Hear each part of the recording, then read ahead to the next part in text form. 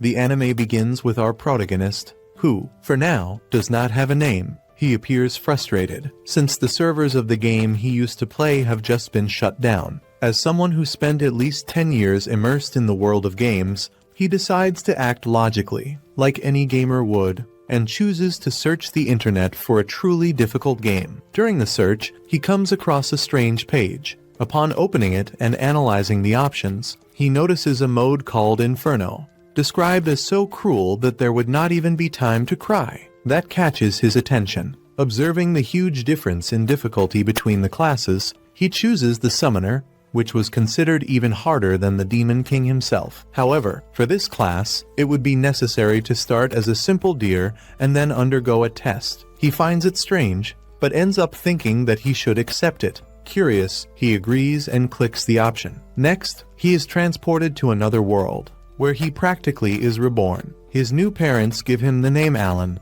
We then discover that, to level up in that mode, it would be necessary to gain 100 times more experience than in normal mode. In addition, there was no time limit, and if he managed to escape that inferno, he would certainly uncover the secrets of that world. Thus, time passes, and we learn that, in his previous life, his real name was Kenichi Yamada, a 35-year-old man, unemployed, single, and without a social life. Now, with only 1 year of age, having reincarnated in that world had saved his life. He feels grateful because, despite still being unable to speak, he understands everything perfectly, since everything is automatically translated for him. As the game itself indicated, he would begin as a serf. His family works cultivating deforested land to pay taxes to the lord of those lands. His mother is named Teresia, and his father, Laudem. Both appear to be around 20 years old and show great love and affection for him. Alan pretends to be tired so that they put him to sleep, and when he is alone, he tries to open his status window. However, nothing happens. He has been trying since he arrived in that world, but without success, even enjoying the comfortable life he leads, always in his mother's arms and with clean diapers. He is still a summoner and wants to test magic. Suddenly, something finally works, and a book appears before him. However, any sudden movement makes noise and could draw attention. Fortunately, the book soon disappears, and he pretends to be sleeping again. His parents, more at ease, leave him alone once more. He takes advantage of the moment to try to access the summoning guild. There, he confirms that his class is indeed summoner. Although his statistics are very low, he understands that he will need a lot of experience to become stronger, and that the more he uses summons, the faster he will evolve. For now, he can only summon insects and small animals, which he finds curious. His rank is H. The book shines, and a message from the god of that world appears, apologizing for not having sent the grimoire earlier, explaining that the class was still in testing. It would no longer be possible to change anything, as that was the signature of the goddess of creation. Alan understands the situation and is not bothered by it. Now, he just wants to see his summoning in action. He tries, but does not succeed immediately. There is no internet there, so he realizes that he will have to find solutions on his own. He imagines that he will first need to create an insect and then summon it. Excited, he tries again, but ends up making noise, which makes his mother peek in. Luckily, she does not notice anything strange. Alan takes a nap and decides to rest, lamenting the fact that a 1-year-old baby does not have much energy. The next day, while his mother takes care of the house and his father works, he takes advantage of nap time to try again. This time, he manages to summon a grasshopper, but does not pay much attention to it. He registers the summon in the guild and notices that the rank H insect has no name. He then decides to call it Denka. Below that, blessings appear that increase the grasshopper's speed and endurance. Alan is surprised to realize that his own statistics have also increased. However, the noise draws attention, and his mother enters the room. Quickly, he sends Denka back to the other world. Thus, the days pass, and Alan continues testing his summoning magic. He gains a new companion, a mouse named Shorisuk, who begins to spy for him, even though it has little intelligence. At the moment, Alan can store up to 10 summons, depending on the blessings of the monsters he keeps. His statistics increase. By storing 10 Shorisuk, his strength rises by more than 10 points, making him stronger than children of the same age. leveling up would unlock several abilities. But since it is 100 times harder, he begins to regret it, thinking that he may never be able to finish it. At that moment, his father arrives home, and Teresia is startled to see him looking like that. Even as he asks them not to worry, he explains that he hunted a boar. He asks if Alan wants to see it, and the boy responds excitedly, since he wants to see the first monster of that world. As they walk to the location, Laudum points to migratory birds heading north, explaining that they announce autumn. He says that Alan's name was inspired by those monsters, which can go anywhere, flying freely to the ends of the world. He comments, laughing, that the mother got angry because he chose a name inspired by monsters. When they arrive with the boar, Alan is impressed by its size. Gelda announces that the hero of the day has arrived, and Laudum asks her not to exaggerate, introducing Alan to her son, who is surprised to see him talking at only 1-year-old. Alan asks if the boar was strong, and Gelda explains that it took 20 people to defeat it, since it was a rank C monster. 10 months pass, and Alan finally reaches level 2 as a summoner. Now, he can create rank G summons and even synthesize them. His storage space increases, and he gains a kind of memo where he keeps information and thoughts. Excited, he wants to try synthesis, but since he still does not have enough mana, he decides to eat, recover energy, and then test it quickly. Even so, he continues completely without mana. Still, Alan does not think about giving up. If he cannot perform monster synthesis, he decides to try creating a rank G1, but fails again for the same reason: lack of mana. With no other alternatives at that moment, the only option left is to go to sleep. Time continues to pass, and now at 3 years of age, Alan still remains at level 2 of creation. Up to that point, he has managed to use synthesis only about 20 times. In one of these attempts, he mixes monsters and ends up creating a new rank G bird, with varied geographical distribution, which receives the name Chatpi. This creature has the ability to imitate sounds, which can be extremely useful to confuse enemies through voice. Next, he removes from storage Pianta, a frog with the ability to provoke opponents, functioning as an excellent lure. After that, he calls Mogusuk, a mole capable of digging tunnels, something very useful for traps and escapes. Alan becomes excited, because rank G summons are truly effective, and whoever masters the statistics of their summons can almost evolve on their own. Even so, when he ends up falling into one of Mogusuk's tunnels, he laments, realizing that he still has a long way to go before being able to face real monsters. At that moment, he remembers that it is already 3 in the afternoon, and that Kirina should arrive at any instant. And, as expected, she appears right after, calling him to play. Kirina is the neighbor's daughter and the same girl who usually beats him up while they play knights. Alan wonders where so much strength comes from, until he remembers the bonuses received because of his summons. Sometime later, we discover that Teresia is pregnant again. She asks Kirina to return home quickly, because it was getting late. The girl obeys, says goodbye, while Alan is left sprawled on the ground, completely exhausted. Shortly after, during dinner, Alan tells his father that he intends to help him.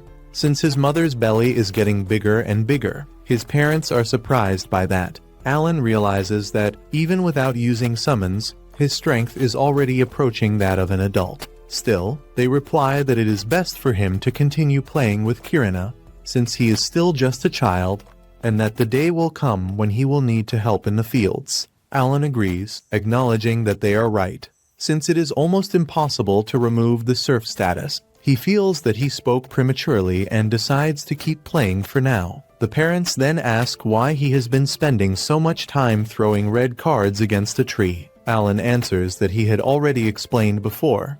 If monsters appear near the house, he wants to be able to protect his mother. His father is moved upon hearing this, although, in truth, Alan was only testing whether he could unlock other abilities. At that point, Laudum comments that he is looking forward to the evaluation ritual, which happens when children turn 5 years old, the moment when the god of that world evaluates what gifts they possess and whether they are considered valuable. Depending on the gift, it might even be possible to escape life in the fields. Time passes once again, and when winter arrives, Alan thinks about returning to train his summons. However, Kirina appears and drags him to train with the sword, or rather, to get beaten again. His father arrives and mocks the situation. Then, his mother is startled upon seeing Denka and ends up falling to the ground. Alan acts quickly and hides the summon, but soon realizes that labor has begun. He helps by heating the water and warns his father, who becomes confused with everything happening at the same time. Fortunately, Matilda, Kirina's mother, arrives along with Gelda and her daughter.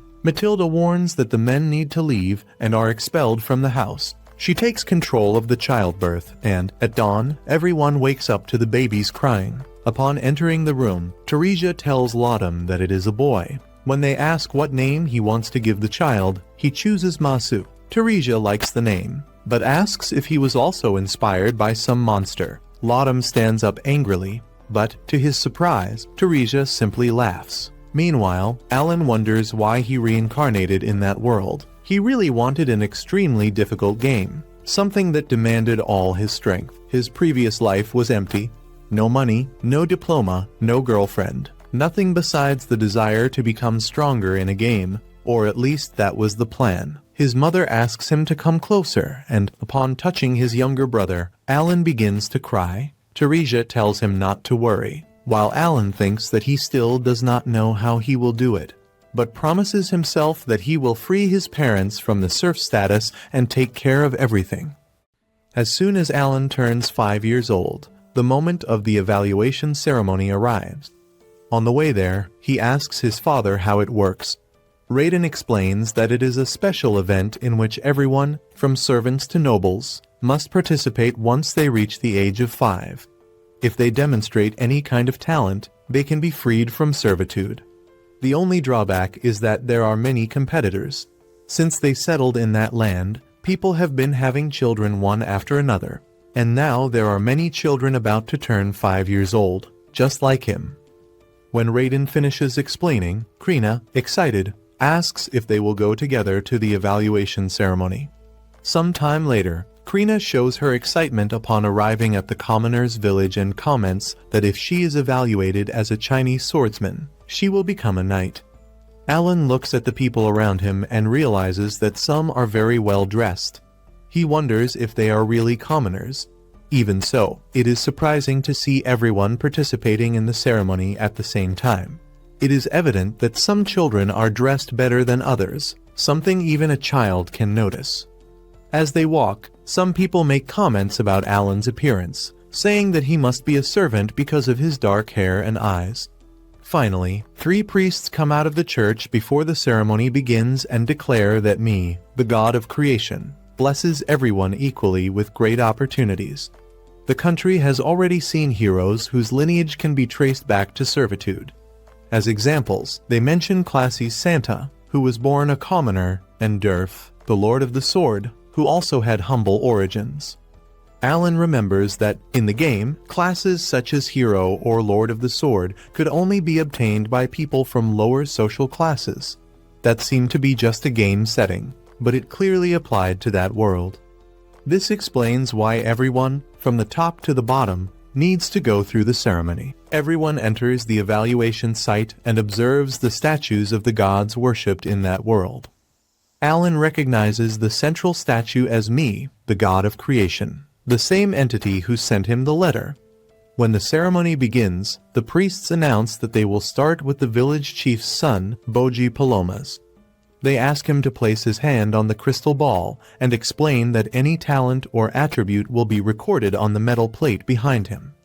The boy follows the instructions, and as soon as he touches the crystal ball, his statistics appear on the plate. Alan realizes that it is very similar to the status screen of his grimoire. The boy shows talent as a merchant, which makes his father extremely happy. He hugs him proudly and even cries with emotion. Alan realizes that having any talent at all is already a reason for celebration. The information is displayed with rankings instead of numbers, and Alan confirms this by checking his grimoire, satisfied to know that no one besides him can see it. As the ceremony continues, Alan learns that not everyone has talent, which makes it even more valuable to obtain one. Next, a boy named Doroga steps forward and reveals talent as an axe user. Alan is surprised, as it is the first A-rank talent to appear. This indicates that it is possible to reach high positions without belonging to the nobility. When almost everyone has already been evaluated, it is Krina's turn. She runs excitedly toward the crystal ball, curious to discover her talent. As soon as she touches the object, it begins to shine intensely, leaving everyone speechless. Those present are shocked as they witness the miracle. Krina possesses the talent of Lord of the Sword, one of the rarest and most powerful that exist. The guard proudly announces that his daughter has obtained the best possible talent. However, Krina feels a little disappointed, because she wanted to be a Chinese swordsman. For Alan, however, this is no surprise, since that talent explains just how absurdly strong she is. Finally, it is Alan's turn. His parents wait anxiously to discover what his talent is. When he places his hand on the crystal ball, the glow is even more intense than before. Raiden immediately approaches to check if everything is all right, and Alan comments that Krina had already caused something even more impressive. When they try to read the plate, Raiden explains to the priest that they cannot read and asks him to inform them of Alan's talent. The priest agrees, but all the excitement disappears when he states that Alan has no talent at all. For a moment, Alan almost panics, but soon realizes that something is wrong.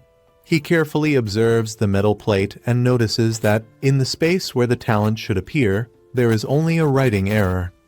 This irritates him because it is clearly a bug. He even ends up blaming the god of creation, thinking that he should learn to balance the game better, since now no one will know that he is a summoner. Even so, Raiden takes Alan back home, where his mother is waiting. During dinner, his father says that talent is not everything, and that, regardless of that, Alan will always be his pride. Teresa agrees, and Alan realizes that, despite being very poor and not even having a bathtub, he is happy to have been born into that family. At night, Alan consults his grimoire and realizes that all of his attributes are extremely high. He understands, then, at least one thing: he is the only one in that world who is playing on Hell mode. All the children at the ceremony were 5 years old, which means they should be at the same level. However, the ranking system likely reflects the expected growth at each level. That would explain why everyone has E-rank attributes, while progress in Hell mode amounts to only 1/100th of the normal rate. Considering these intervals, the displayed values represent only a fraction of the real ones, making ordinary people much weaker than they appear. He was pulling his hair out or yanking it, imagining this somewhere far above. But reality came crashing down to put an end to mediocre games in his place. Now, his time would be spent proving that hardcore mode is amazing. He is 30 years old, so it is normal to think that way. Even so, that strange detail in the evaluation ceremony was clearly an error, and the developers would need to fix it. Because of that, he would certainly complain and drown them in a sea of letters. After all, they could not underestimate a player who had no life. Time passes, and one day Alan notices that his father is behaving in a strange way. That, by itself, would not be so unusual, but this time it was different, more worrying. It was not just his usual odd behavior, but something abnormal even for him. His mother comments that he had been like that ever since he arrived home late the previous night. Shortly afterward, they go to Gerda's house to celebrate the fact that Krina is now a Lady of the Sword. Upon arriving there, Krina excitedly tells Alan that the talent of Lord of the Sword is even better than that of Chinese Sword, so now she will become even stronger. Alan pretends to be surprised, saying that he cannot believe it, even though he already knew. He comments that, even before that, she already defeated him effortlessly, because she was just that strong. Matilda mentions that the village chief stopped by and left a bottle of alcohol to celebrate, allowing them to open it. However, Rodden maintains a resentful attitude as he congratulates them, saying that they can enjoy the alcohol. Gerda responds in the same way, stating that in that house the guests drink first. Alan begins to wonder if his father feels jealous of Krina's talent, but soon dismisses that idea, since Rodden is not like that. There must be another reason. Rodden tries to serve the first cup, but Gerda says that she will not drink anything if he keeps that bitter expression. She asks him to stop ruining the mood. Suddenly, Rodden smashes the bottle on the floor and says that he is happy that Krina has an incredible talent, something that truly deserves to be celebrated. Then, Gerda asks why he said that he would cut ties with the family. This revelation leaves everyone in shock. Rodden explains that it is not because he wants to, but because Krina's talent is extraordinary. She will be able to join the cavalry to serve the country, and there is even the possibility that she may become a noble. People like that should not waste time socializing with servants. At that moment, Alan realizes that his father was trying to do a favor that no one asked for. Rodden insists that being a lady of the sword is something very important, but Gerda coldly replies that it makes no difference. Tired of the argument, Alan asks Krina to intervene, believing that this might calm them down. Krina immediately draws her wooden sword, ready to act. But before she can do anything, Matilda and Teresa take control of the situation. The contrast between the personalities of the two women becomes clear. Teresa merely pinches her husband's cheeks in a controlled manner, while Matilda simply beats him up, resembling a scene from The Incredibles, where the characters fight during dinner. After everyone finally calms down, Alan asks Matilda if they were always like that.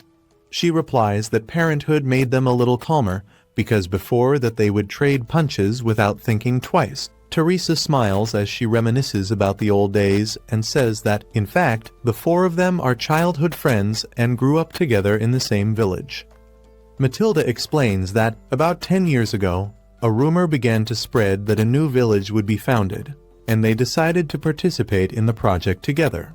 They talked as a group about working side by side to build their own houses, which explains why both have the same design. Rodden comments that, with more people, it was easier to build two houses at the same time, considering the labor and the materials. Gerda adds that she was the one who raised the support beams, while Rodden was responsible for the walls and the floors. Then, she continues pouring the drink and says that she also took care of the roof. In short, Rodden mentions that he has not drunk sake since the day of the wedding, and Gerda says that the same goes for her. Both Rodden and Gerda usually feel sick after drinking, but the next day they continue working as usual. The following morning, someone informs Gerda that the Order of Knights has arrived to see Krina. Shortly afterward, Rodden and Gerda head to the commoner's village with their children, while many other people gather around to watch. Alan comments that it seems the news that Krina is a lady of the sword has already spread. Suddenly, Daroga approaches Krina and Alan. Alan recognizes him as the boy from the evaluation ceremony. He is already displaying his talent as an axe user, holding a large haft. Daroga asks what Alan is doing there and says that talentless losers have no place in that location. Before Alan can respond, Kino steps forward to defend him, stating that he is there because he is strong. Daroga does not believe it and reminds him of Alan's rankings, mocking him. Ken tries to attack him, but his father quickly holds him back to restrain him. The village chief then announces that the Order of Knights has arrived and asks everyone to make way.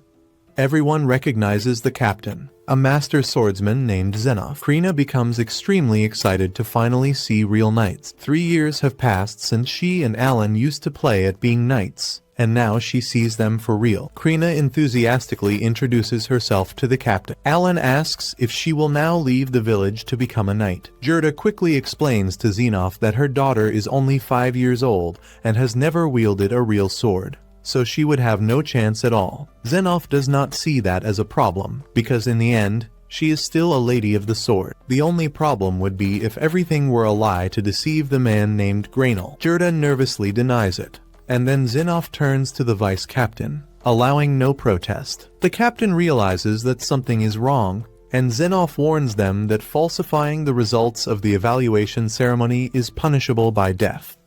Therefore, they need to confirm whether Krina's talent as a lady of the sword is legitimate. To do that, a fencing duel will be held. Gerda begs for mercy, as her daughter's life is at risk, but Zenoff states that if she does not fight, she will be executed along with the entire family at the lake. Alan did not expect something so extreme and wonders if those people have completely lost their minds.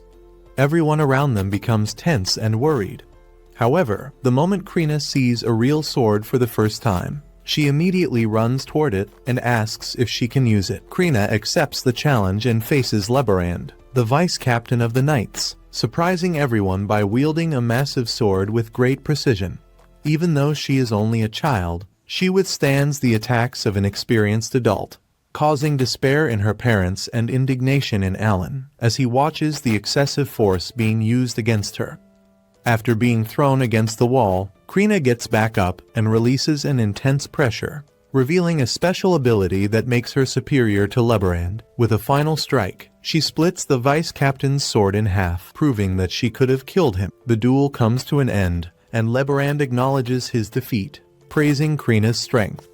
The crowd applauds, and there is no longer any doubt that she is a true lady of the sword. Zinnov accepts the result, apologizes for his previous attitude, and congratulates Gerda on raising such a daughter. Later on, everyone gathers for a dinner, where Zinnov introduces himself as the captain of the knights and explains that he was sent to confirm the existence of a Lord of the Sword in the region. Impressed, he reveals that the village will be renamed in honor of Krina and asks Gerda to continue training her daughter, so that, in the future, she can study at the academy and serve the royal family. During the dinner, Rodden also receives recognition for his work as a hunter, and the episode ends on a light note, with family moments and a relaxed atmosphere.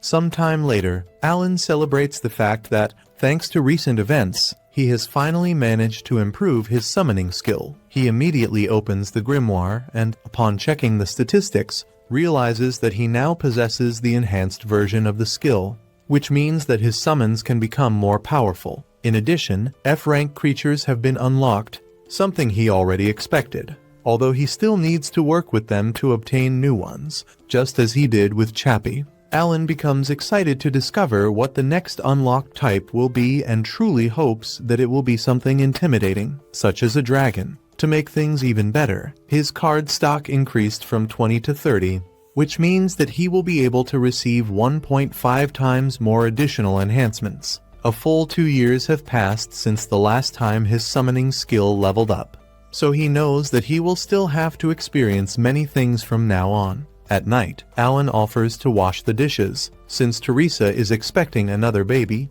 In this marriage, they do not waste time, and he knows that his wife needs to rest. In truth, Alan also just wants to finish his chores quickly so he can test his new ability. Mash asks his mother if they will have another little sibling, but his father explains that it could be either a brother or a sister. Teresa comments that the kicks are very gentle, which gives her the feeling that, this time, it will be a girl. Rodden says that he already needs to start thinking about names, but Teresa reminds him that he promised she would have the right to choose the girls' names. While Teresa tries to think of a name, Alan notices that his magic points are being replenished again. He checks his glyph and sees a message from Me, the goddess of creation. By accident, he ends up reading the name out loud, which surprises his parents. Rodden immediately scolds him, warning that he should not take the Lord's name in vain. Derisha comments that Alan has been acting strangely all day. Alan quickly tries to cover it up,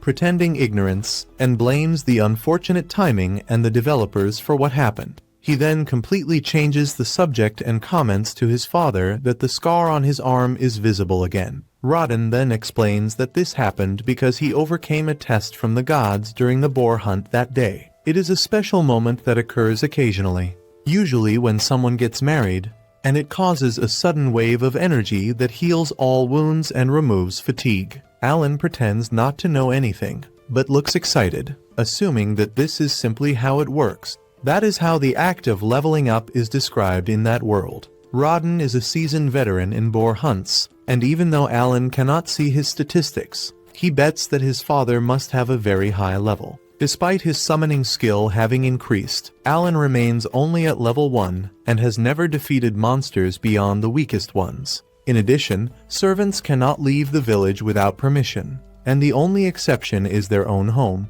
Because of this, Alan decides to ask to participate in a hunt, but his father immediately refuses, saying that the forest is no joke and that danger can cost lives. Alan does not argue any further. That night, he decides to check the grimoire again to reread Me's message. Although he already knows what it is about, After all, he had sent some rather toxic complaints, as expected. The defective text of the evaluation ceremony was finally corrected. The message also explains why his statistics appeared as E rank. This happened due to the slower level increase in Hell mode. As compensation, an attached file with the raw data was sent. Alan decides to analyze the attachment immediately and discovers that his true classification is focused on magic points and intelligence, which makes total sense for a summoner. He has the same number of A, B, and C rankings as Krina, so there is nothing to complain about. In the end, it seems like a fair reward for all the effort.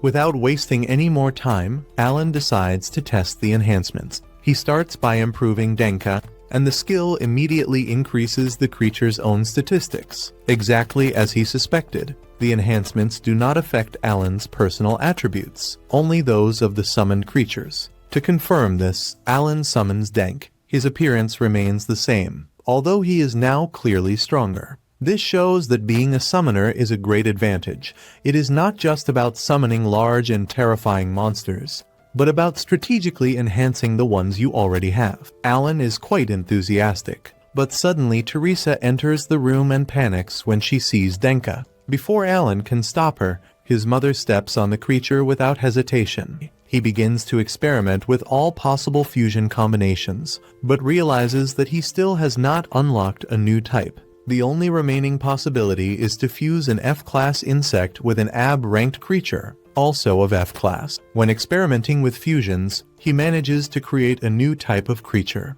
a grass card, class F. Despite the initial disappointment, Alan realizes that it grants an increase in magic points. When he summons it, an apple with arms and legs appears, called a Po, whose aroma ability causes a plant to sprout that releases a pleasant smell. Later, Alan discovers that this aroma reduces the recovery time of his magic points, increasing his daily efficiency. Training with Krina, Alan loses as always, but she notices that he has become stronger. When consulting the grimoire, he confirms that his swordsmanship mastery has increased. Even so, he feels frustrated for not being able to evolve certain skills, insisting on repetitive training while trying to balance responsibilities with his family. At night, Rodden takes a long time to return and is soon brought back seriously injured after a boar hunt. He survives thanks to a rare herb and the gold coins received as compensation from the captain of the knights. Gerda explains that the accident occurred because unprepared commoners panicked,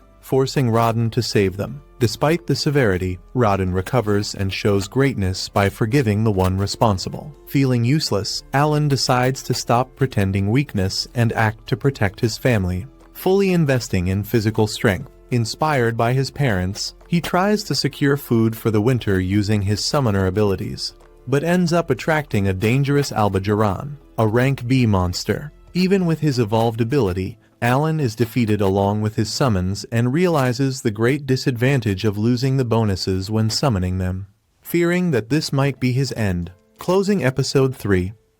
When he hits the ground, the protagonist understands that he needs to think quickly to get out of that complicated situation as soon as possible. Without wasting time, he decides to summon one of his monsters to assist him. By grabbing the creature by the neck, he realizes that he had never put this ability into practice before, but he notices that it works very well to drain energy. Observing more closely, he sees that the beast is already visibly weakened, the result of the great consumption of summoning power during the fight. Even so, this would not be a problem if he could just immobilize the creature that was in front of him. Then, he summons all of his remaining monsters to attack together, and, with a decisive blow, he finally manages to defeat the monster before him. When he looks at the book, he realizes that he received plus 100 experience. Soon after, he begins to celebrate, because he had defeated his first monster. This achievement leaves him extremely excited. Upon returning home, he takes with him the monster he has just defeated.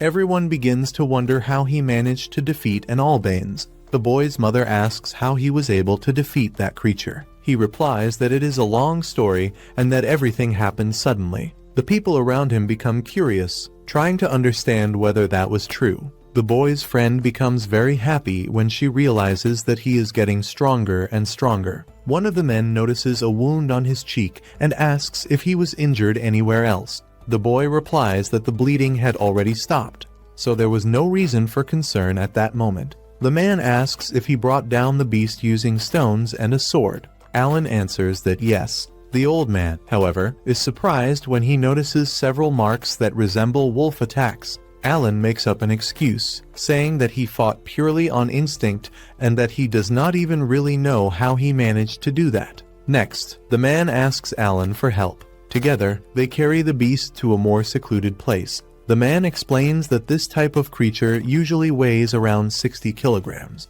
Then, he explains that after removing feathers, blood, and organs, approximately 20 kilograms of meat suitable for consumption remain. In addition, the feathers also have good resale value. Alan becomes very happy when he realizes that his uncle is willing to teach him everything he knows. However, he explains that, even so, most of the profit must be handed over to the upper class. The 60% tax applies even to wild monsters. Then, he decides to show the boy something, opens the creature's body, and removes a stone, explaining that it is rank D. The man says that magic stones from monsters above rank D are also subject to taxation. He adds that, for the village, these stones have no use. Even so, he asks Alan not to continue hunting in the forest while his father is injured. Still, he gives him a tip.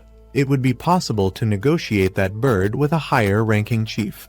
Alan approaches the man and talks with him at length. The scene then shifts to both of them in the royal capital. The man explains that the boy worked very hard to capture that beast, that all the feathers have already been handed over as tax payment, and asks whether the value of the meat could remain entirely with him. The other man asks him to wait a moment. He tries to harden the negotiation, saying that the Baron is demanding more and more meat, which causes almost everything to be taxed. Realizing that Alan was not an easy negotiator, he is impressed. Then, Alan also offers a magic stone. Both of them start an argument so that the boy could keep the stone, since he was still just a child hunting monsters. With few options, the man accepts and allows Alan to keep the magic stone. The boy becomes very happy, thanks him for the help, and realizes how skilled his uncle is at negotiations. Alan asks if, in the future, they could deliver only the magic stones and keep the meat. The man explains that if they always obtain magic stones, they will be able to keep the meat, wishing them good luck. After deceiving the fat old man, Alan decides to carry out a few more hunts. Using one of his frogs to draw the attention of the birds, he summons his monsters to drain the energy of the beasts, weakening them until the moment of the final blow. With stones, he strikes the creatures' heads and uses his dogs to finish the fight. After leaving the monsters disoriented, Alan delivers the final blow, eliminating them with ease. After winning, he feels very satisfied and orders his summons to return to the grimoire. When he opens it, he realizes that he has been hunting every 3 days since the first victory.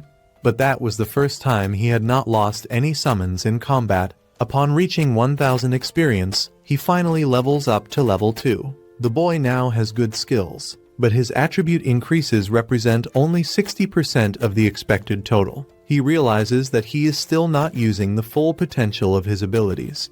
Soon after, he ends up leveling up again and becomes very happy. After 6 years summoning creatures and going through so many hardships, he finally reached his first level. He feels fulfilled for having overcome a trial imposed by a god. Alan thinks that perhaps it is time to tell his family about his abilities. The scene changes to Alan arriving home with a huge monster, leaving one of his uncles shocked to learn that he defeated the creature alone. Later, he goes to train with his childhood friend. He reflects that he has already defeated 10 monsters and that his luck is improving.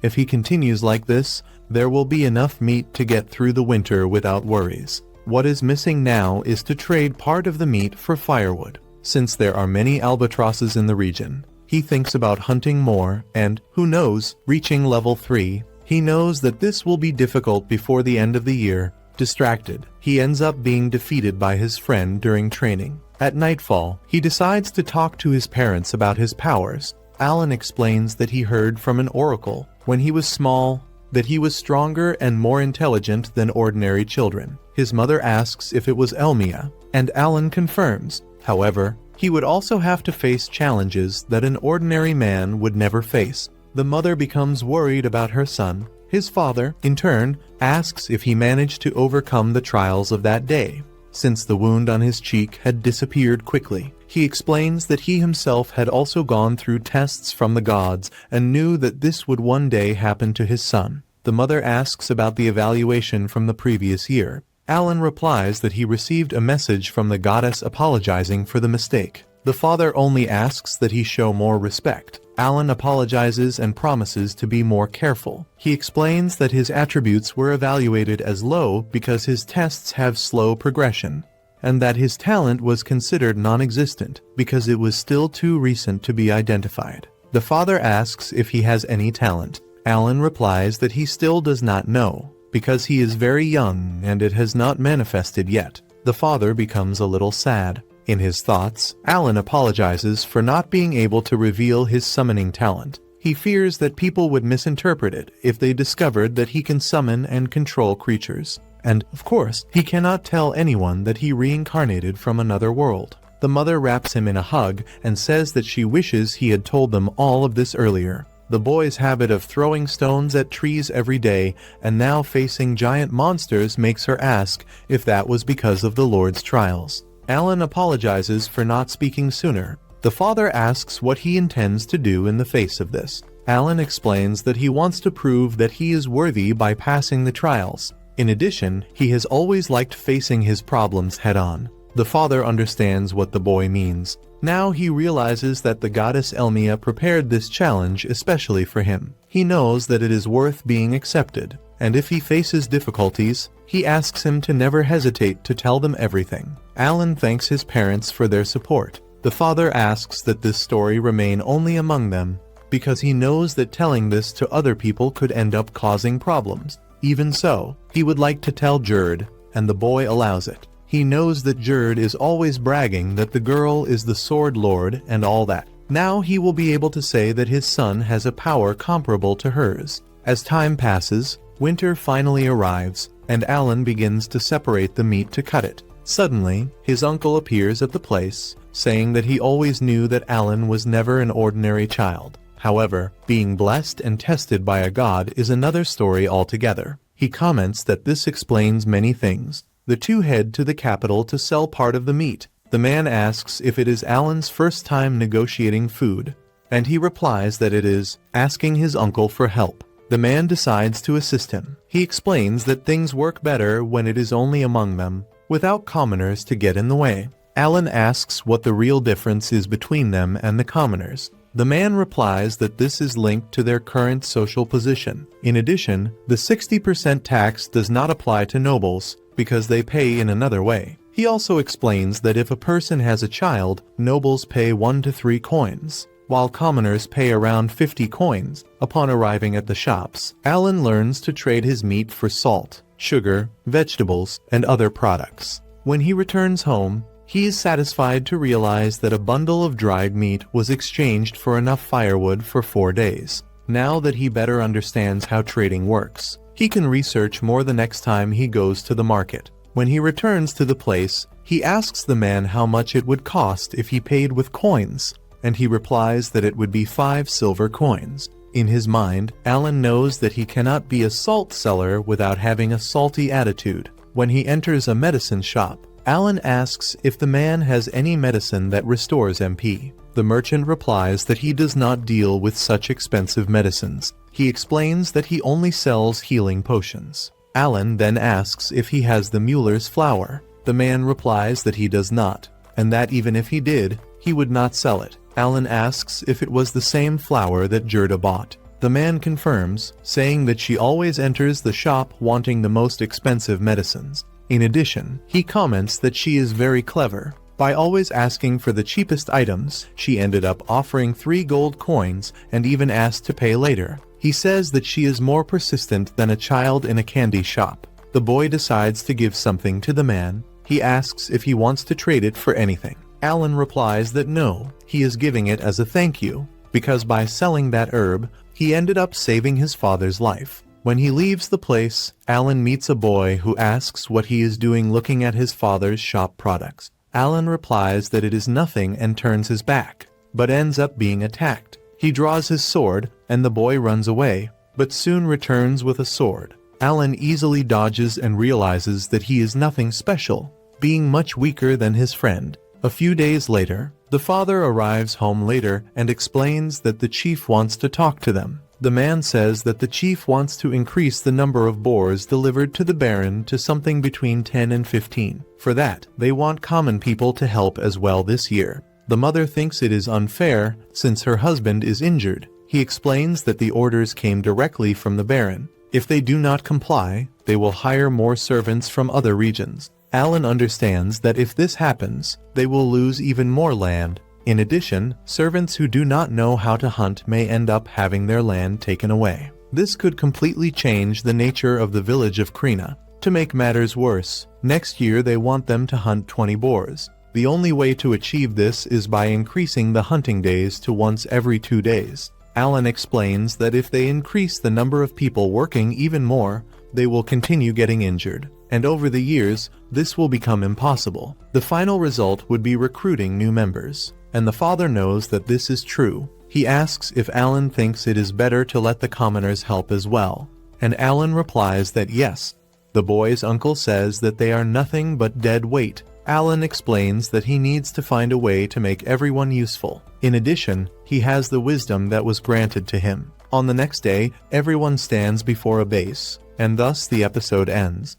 Suddenly, they receive the news that the people have finally arrived. A sense of relief immediately spreads among everyone. The tension that had built up over the past few days almost completely disappears when they confirm that Rodden has managed to recover. Many let out sighs of relief, some even smiling for the first time in a long while. Rodden, still looking a bit worn out, apologizes for having worried everyone and assures them that, despite the incident, he is in great shape and ready to return to action. They then ask whether Alan will be going along this time. Rodden explains that, for now, they will follow the strategy devised by Alan, but that he will participate only as an observer. Alan agrees, saying that he does not intend to get in anyone's way. Even while trying to appear calm, the boy is visibly downcast on the inside. He truly wanted to go into battle and prove his worth, but he knows his father is extremely stubborn and will not give in easily. Although he recognizes that this decision is not good for his growth, he accepts the situation. At the moment, the most important thing is to ensure that the novices are properly trained, helping the group hunt more boars without risks. No one wants anyone to get hurt again. Shortly afterward, the people who had caused Rodden's injuries appear. Ashamed, they apologize, admitting that they were reckless and irresponsible. They say they do not want Rodden to worry about them, and even claim that, if a monster attacks them again, they would rather be left to die. Rodden reacts immediately, saying that he does not want to hear that kind of talk. He makes it clear that all he wants is for everyone to take care of themselves and reinforces that, whenever they need help, they only need to ask. Alan reflects that this was already his 7th year living as a servant. At last, the moment to leave the village was drawing closer. A small step forward, but an important one. Before him rise the White Dragon Mountains, imposing and shrouded in an almost mystical aura. Every autumn, the boars descend from the foothills of the mountains in search of food, becoming the main targets of the hunts. Legends say that a mythical white dragon lives hidden somewhere at the summit. Just thinking about it already excites the group, as if the very atmosphere were charged with fantasy. Suddenly, Alan is called to keep up with the group and not fall behind. The scene cuts to the battlefield, where everyone is already in position and ready to fight. A giant boar emerges from within the forest and attacks violently. In perfect synchrony, the group uses the giant sword to halt the beast's advance. Shortly after, Rodden's team appears from the rear. With a coordinated attack, they manage to severely wound the monster. Throughout the entire fight, Alan only observes attentively. It is explained that the method works as follows. The bait team lures the boar. The tank team keeps the monster in place. And finally, the attack team strikes its vital points. This is the method that his father and the others have used for more than 10 years, allowing for successful hunts even without special talents. Alan comments that it is almost time to attack and asks his friends to be ready to help. Even so, he feels a growing frustration at having to rely on weak people to hold anything on the battlefield. Soon after, they move into action. Rodden warns everyone to be careful and not to hit someone by mistake. Watching from afar, Alan knows that a single battle is enough for everyone to gain experience. Rodden then orders everyone to attack together, and the boar is defeated with a single devastating blow. Alan wonders if he gained anything from that. When he checks his log, he realizes that he did not receive any experience, which makes sense since he did not directly participate in the fight. Shortly afterward, the same boys he had trained appear,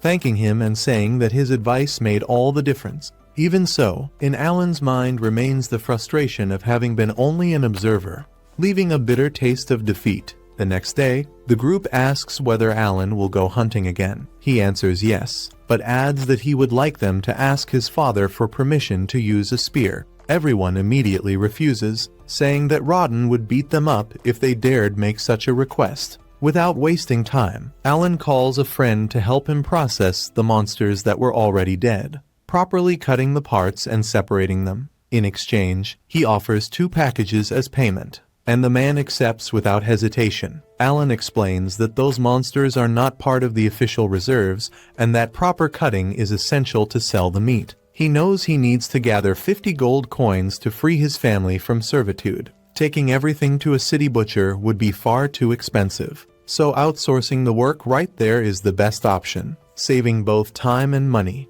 He needs to make use of every moment. Later, the group discusses the possibility of forming 2 teams to capture even more boars. The scene cuts to them already inside the forest.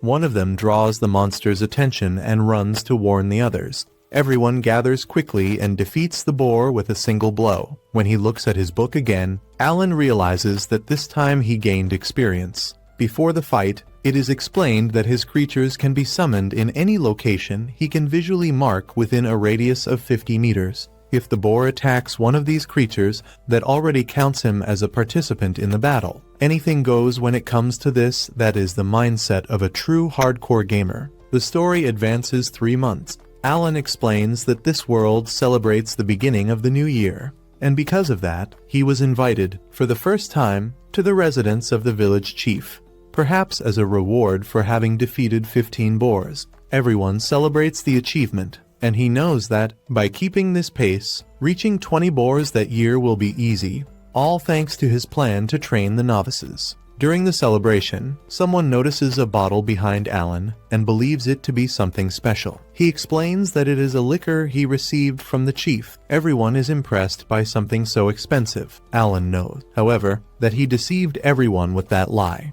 When they ask to drink the liquor, Alan agrees, but sets a condition. They must defeat him in a duel. If they win, the bottle is theirs. Otherwise, he wants permission to use a spear on the battlefield that year. Everyone is shocked when they realize they have fallen into the boys' trap. Even so, they accept the challenge and ask what the competition will be. Alan chooses an arm wrestling match. The first opponent, a large and strong man, starts out dominating, but Alan manages to turn the match around and win in the end. Next, he faces his own father. When he grips his father's calloused hands, he feels his crushing strength. Raid smiles, happy to realize that his son can already compete with him.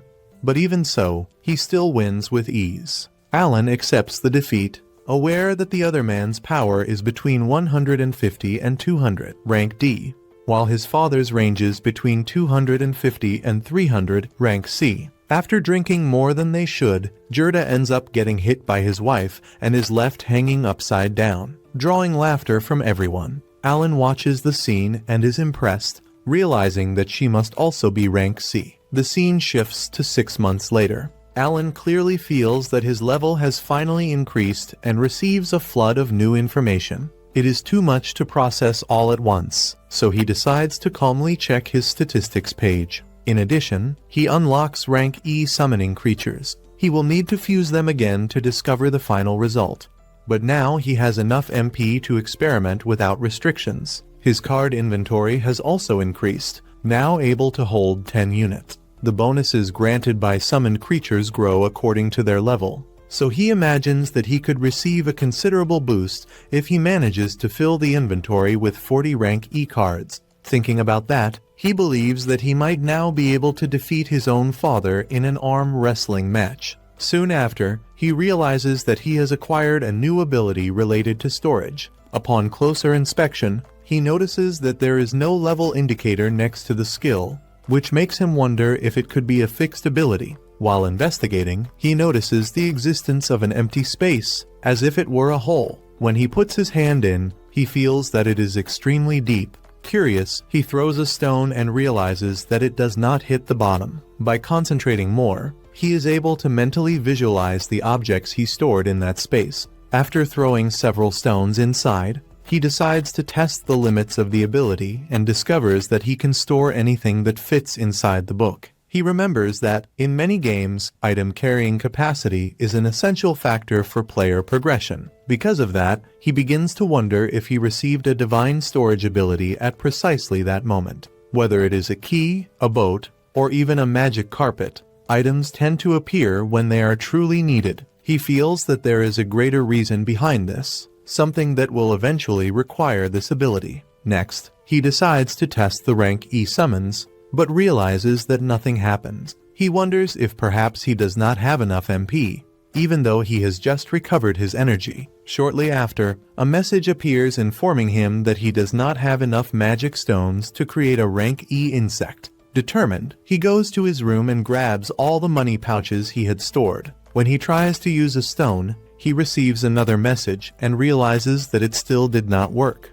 Then, he decides to use the storage ability. After throwing the stone into the space, he finally manages to perform the summoning and creates a butterfly. He spends some time playing with the creature, extremely happy with the result. Days later, he manages to create a saber-toothed tiger, which leaves him even more satisfied. Excited, he performs yet another fusion between creatures. The scene changes to the following day. As he looks around, the boy realizes that even small monsters can pose a danger to children. Turning to a friend, he asks for more details about magic stones. The friend explains that these stones are small gems located inside monsters, usually near the heart, and are mainly used to power magical tools. Magical tools are objects that function when they receive energy from these stones. There are many different types of them in the capital of the kingdom. Rank D and C stones have great value for the capital's residents, while rank E stones are practically disposable,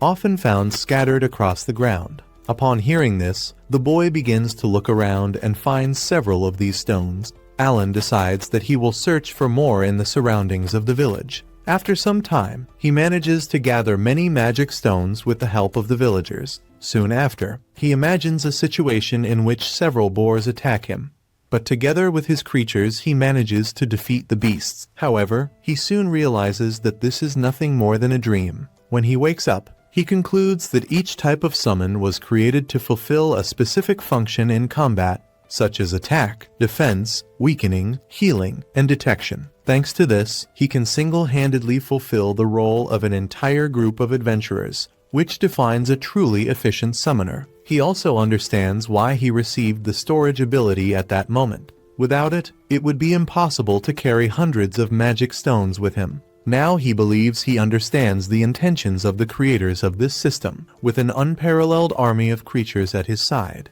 he feels that he can overcome any challenge and defeat any enemy. Thus ends another episode. As soon as they arrived at the noble's residence, they were received with a direct question: what did they want this time? They explained that, according to the new decision, the Baron would begin visiting the region every month. The master of the house was surprised by the news. Then they added that, in order to meet the requirements of the visit, it would be necessary to slaughter around 20 boars. He then wanted to know why they specifically needed Alan. The noble decided to clarify the situation. He said they needed someone capable of acting as the Baron's guide during his stay. They questioned why his own son could not take on that role. The man replied that Paloma's was not suitable for the task. Alan understood immediately. Deep down, he knew that it was true. He agreed without resistance. The noble explained that he expected Alan to help demonstrate hospitality, beginning with a dinner before the hunt. Alan realized that the intention was to entertain him and please him, perhaps even win him over with small courtesies.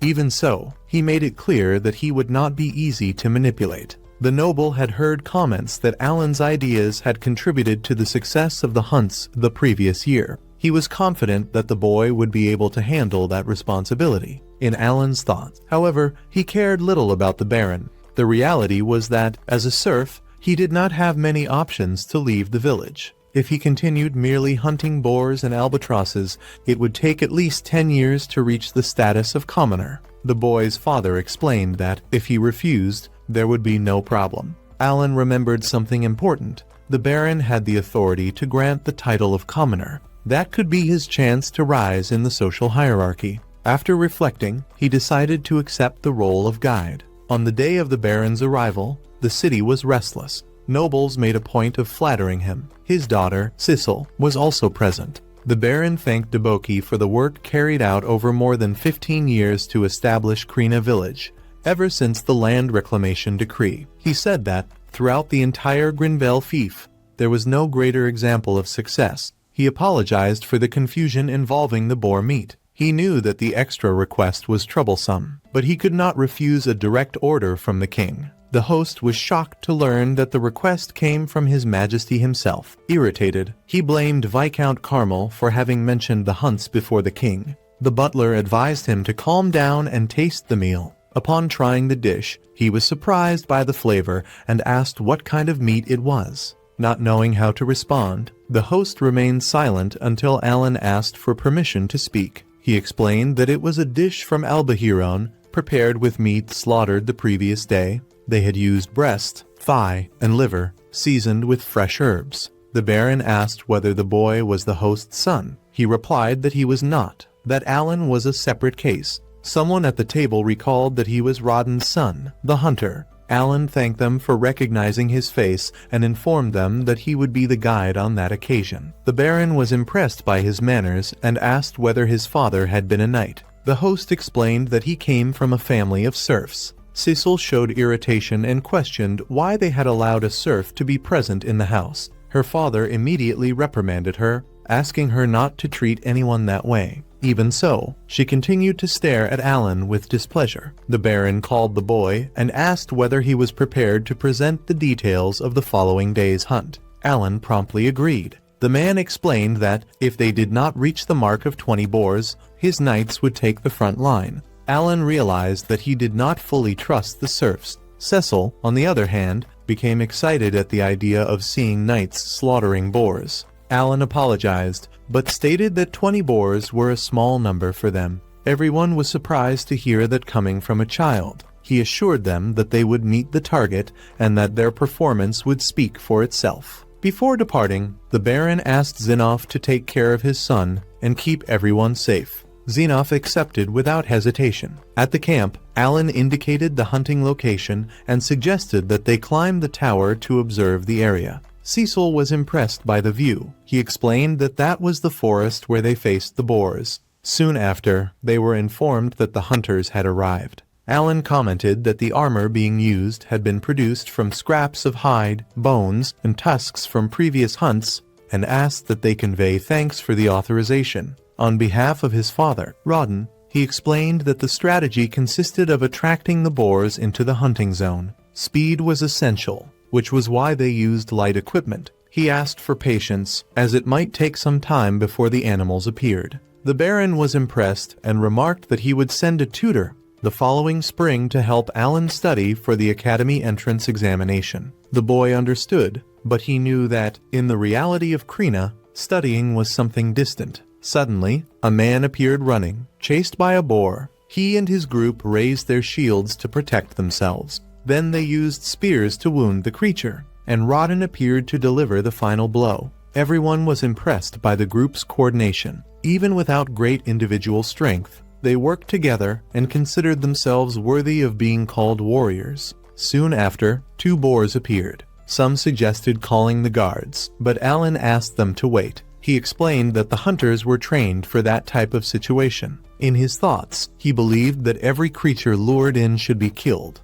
Letting one escape was wasteful. However, in the past 10 years, he and his father had not managed to eliminate all the animals, mainly due to the lack of proper armor. 60% of the meat was collected as tax, and the remainder had to be exchanged for basic items. The spears were the only equipment they could improve. Even so, by mastering efficient strategies, they were gradually able to enhance their resources. After observing the difficulty of the confrontation, someone commented that 17 boars were still missing. Alan corrected them. Only 10 remained. 7 had already been slaughtered at the end of the previous year. He believed they would reach the target before the following month. The Baron was impressed and concluded that his knights would not be necessary. Alan gave thanks, imagining that his father would be pleased. Then he made 2 requests. The first was authorization to construct 2 shield walls. The Baron asked whether that was for the next hunt or already in preparation for the following year. He then asked if Alan needed anything else.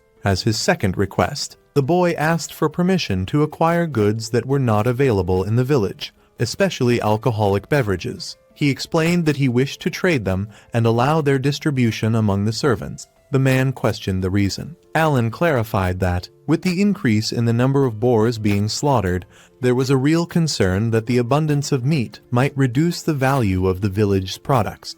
Exchanging part of the meat for imported drinks would help prevent a possible collapse in the local market. Furthermore, he emphasized that the hunters risked their own lives to be effective. The man understood. The drink would help keep morale high. He stated that he would consider the request favorably. Alan expressed his gratitude. Before concluding, the Baron remarked that they had been fortunate and advised them not to let it go to their heads. The scene shifts to everyone gathered before the man. He praises the group's hunting skills and states that great achievements deserve rewards.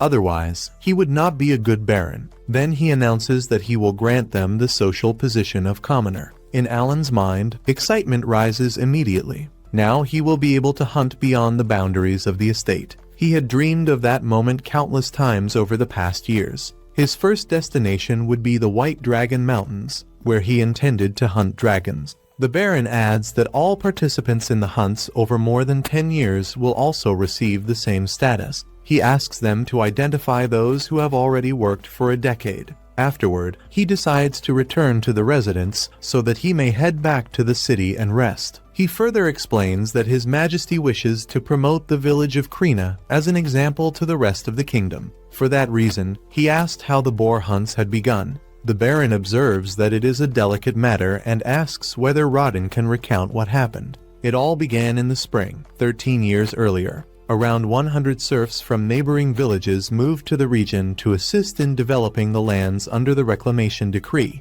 After 6 months of hard labor, they had cleared a large portion of the forest. Autumn was approaching when disaster struck. A massive boar suddenly appeared and attacked, devouring most of the wheat and potatoes reserved for winter. Many of those serfs had gone to the frontier after suffering hunger in their former villages.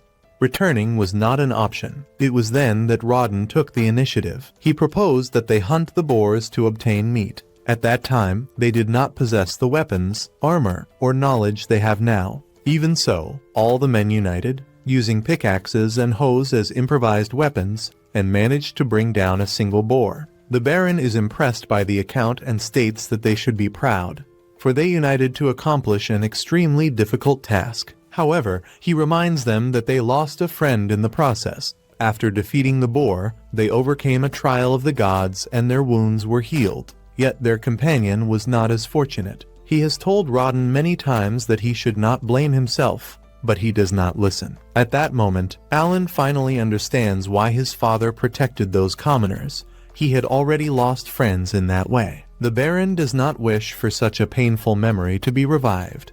But he wants Rodden to understand something. Despite the losses, the village would never have prospered without his prudent decisions. He wishes to honor everyone's bravery with new rewards. Rodden then asks whether his son could work in the Baron's household. The man consults the butler about the existence of a vacancy. He replies that there is one. The request is then accepted. Alan, however, does not wish to work there, because he needs to take care of his summons and feels that he must find a way out of that situation. Even so, seeing his father so happy, he keeps his thoughts to himself. Upon arriving home, he bids farewell to everyone. He decides to have one last sparring match with his friend, and this time, he wins. He tells her that they will continue seeing each other often. His father asks him to work with dedication, for that is the first great opportunity of his life, and says that he places many expectations upon him. After the farewell, the story brings another episode to a close. After moving to the state of Grainel, Alan gradually begins to adapt to his new routine, especially to Cecil's constant requests. One day, she asks for help picking fruit from a very tall tree. The two of them make a great effort to reach the fruit, but when they finally succeed, Alan takes a bite and immediately spits it out, because the taste is extremely unpleasant. He comments that fruits that grow on very tall trees are usually quite sour, and asks if she already knew that before making him taste something that did not even seem edible. Cecil assures him that she had no idea. Without prolonging the discussion, she says that now she wants something sweet to remove the bad taste from her mouth and decides that she needs to go to the market to make up for the situation. Before Alan can respond, the sky suddenly darkens. When he looks up, he sees a huge aircraft crossing the skies. Cecil does not understand his astonishment and explains that it is just a magical ship,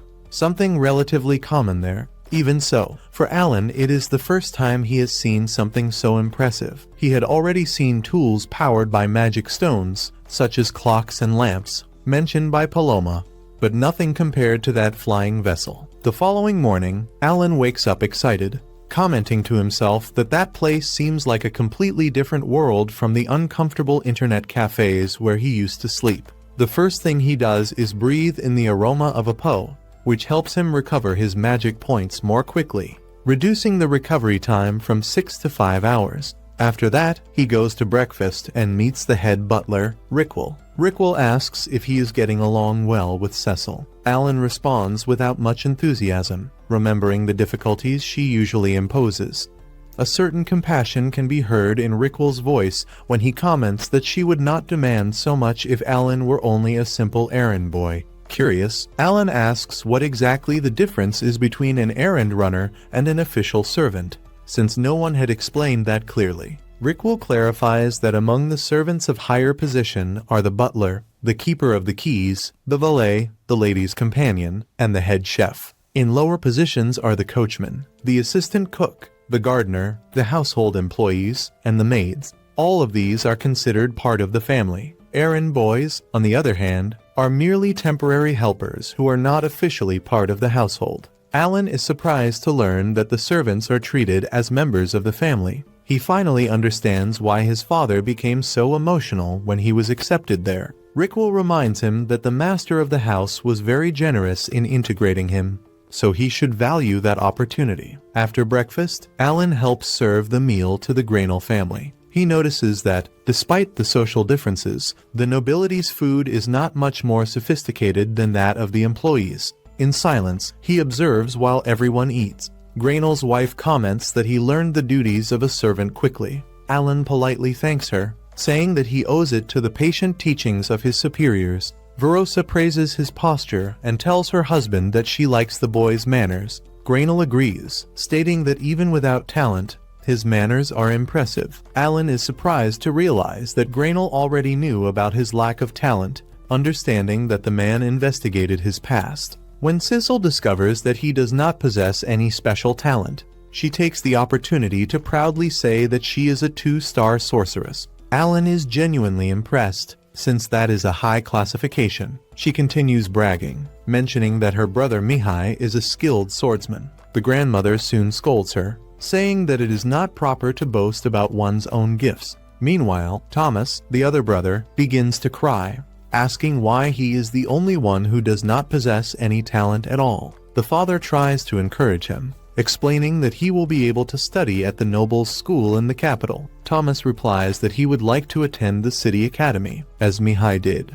But the father explains that that institution is reserved only for those who have special talent. Grainel adds that he himself studied at the nobles' school, and that it was there that he met his wife and formed his family. Thomas accepts the situation with sadness, and Cecil notices that he is still downcast. Later, with the afternoon free, Alan decides to leave the mansion to visit the market. For him, it is an environment completely different from the village where he grew up. Excited, he decides to enter the Adventurers Guild. Without hesitation, he asks the receptionist if he can become an adventurer, informing her that he is 8 years old. She apologizes and explains that the minimum age for registration is 12 years old. Visibly disappointed, Alan does not give up on his dream of facing monsters, even while performing the role of servant out of respect for his father. He then decides to observe the reward posters fixed to the wall. He sees Level E missions for horned rabbits, Level B for goblins and giant frogs, Level C for orcs, and even special ants that reward 3 silver coins. At that moment, an adventurer named Raven approaches and says that that is no place for a child. Alan replies that he is already leaving, but takes the opportunity to ask why the posters do not indicate the exact locations where the monsters appear. Raven explains that these monsters can be found in several regions. He begins to grow impatient, asking since when he became Alan's teacher. Alan clarifies that he is only curious and wants to understand how the classifications work. Even reluctantly, Raven explains that the higher the monster's level, the farther from the city it usually appears. The most dangerous ones lie near the White Dragon Mountains. Alan stores that information in his memory. As he continues observing the board, he sees a Level B reward for a myrtle, worth 200 gold coins. It is a monster known as Mash, something that immediately catches his attention. After hearing the monster's name, Alan decides to ask one more question. He wants to know why no one accepts the mission, since the reward is so high and the poster even indicates the location. Raven explains that the target is extremely strong and incredibly fast, which makes it very dangerous. For that reason, the most appropriate course of action is to leave that kind of threat to the Order of Knights. Alan smiles faintly, realizing that Raven has already revealed a great deal of information. Even so, he takes the opportunity to ask about the white dragon mentioned on the board. Since the reward appears to have been there for a long time, Raven shows a certain weariness at so many questions, but Alan promises that he will leave as soon as he answers. He then explains that no one accepts that mission because the White Dragon is far too powerful. However, in the White Dragon Mountains there are enormous deposits of mithril, an extremely rare and highly valuable metal. Many people wish to extract it, but as long as the dragon remains there, that is impossible. For that reason, the reward continues to increase over the decades. Upon hearing this, Alan quickly concludes that mithril must be worth more than 1,000 gold coins. Before he can continue the conversation, Raven's group Rita and Milsey approaches. They also notice Alan's dark hair and eyes, something uncommon. He simply explains that he was learning about monsters and thanks Raven before leaving the guild. He has already obtained almost all the information he wanted and now feels that he is ready to take the next step. As he leaves the city, the cold air hits him. But he does not intend to waste the day off that he earned with so much effort. A guard tries to stop him and asks for his travel authorization. Alan then shows the crest of the Grand Bell family, which grants him free entry and exit from the city. The gates open, and he runs toward the forest, determined to face as many monsters as he can. He has waited 8 years for that moment, but he knows he should not stray too far from the city. Since stronger monsters inhabit distant regions, he decides to hunt about 10 kilometers from the wall. Upon finding a suitable location, he begins by testing his summoned creatures. He orders Higgins to walk 1 meter to the right, and he obeys without difficulty. Since he has 150 intelligence, enough to understand simple commands. As he has not yet encountered any monsters, Alan concludes that the encounter rate is low. For that reason, he summons several Hawkins, believing it would be more efficient to let them search for targets. He orders them to use their keen vision ability to locate nearby monsters. Meanwhile, he summons Tama. Unlike Hawkins, Tama has only 28 intelligence, which makes understanding more complex orders difficult. Even so, Alan decides to test the dagger he received from Dagora, taking it out of his grimoire. Soon, Hawkins reports that he has found a monster nearby. Alan runs in the indicated direction,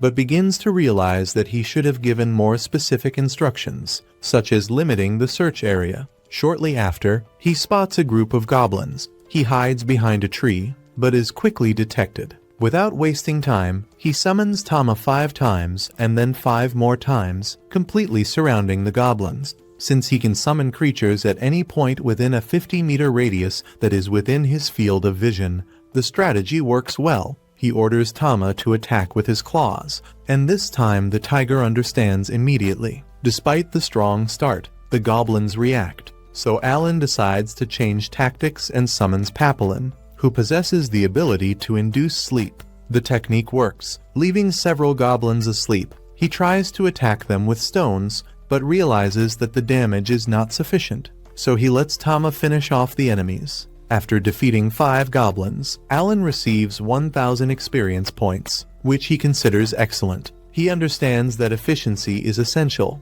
Even if a goblin offers less experience than a giant boar, it can be defeated much more quickly, making the overall gain superior. After collecting the magic stones left behind by the monsters, he asks Hawkins to search for more groups of goblins within a 3-kilometer radius. Upon finding others, Alan repeats the strategy several times, accumulating experience until nightfall. By the end of the day, he has defeated 5 horned rabbits and 80 goblins, totaling 16,050 experience points and gaining 2 levels. During the battles, he also realizes that Papillon has about an 80% chance of inducing sleep in goblins, which demonstrates that even a single summoned creature can be extremely useful against large groups, depending on the right ability. He also learns more about magic stones.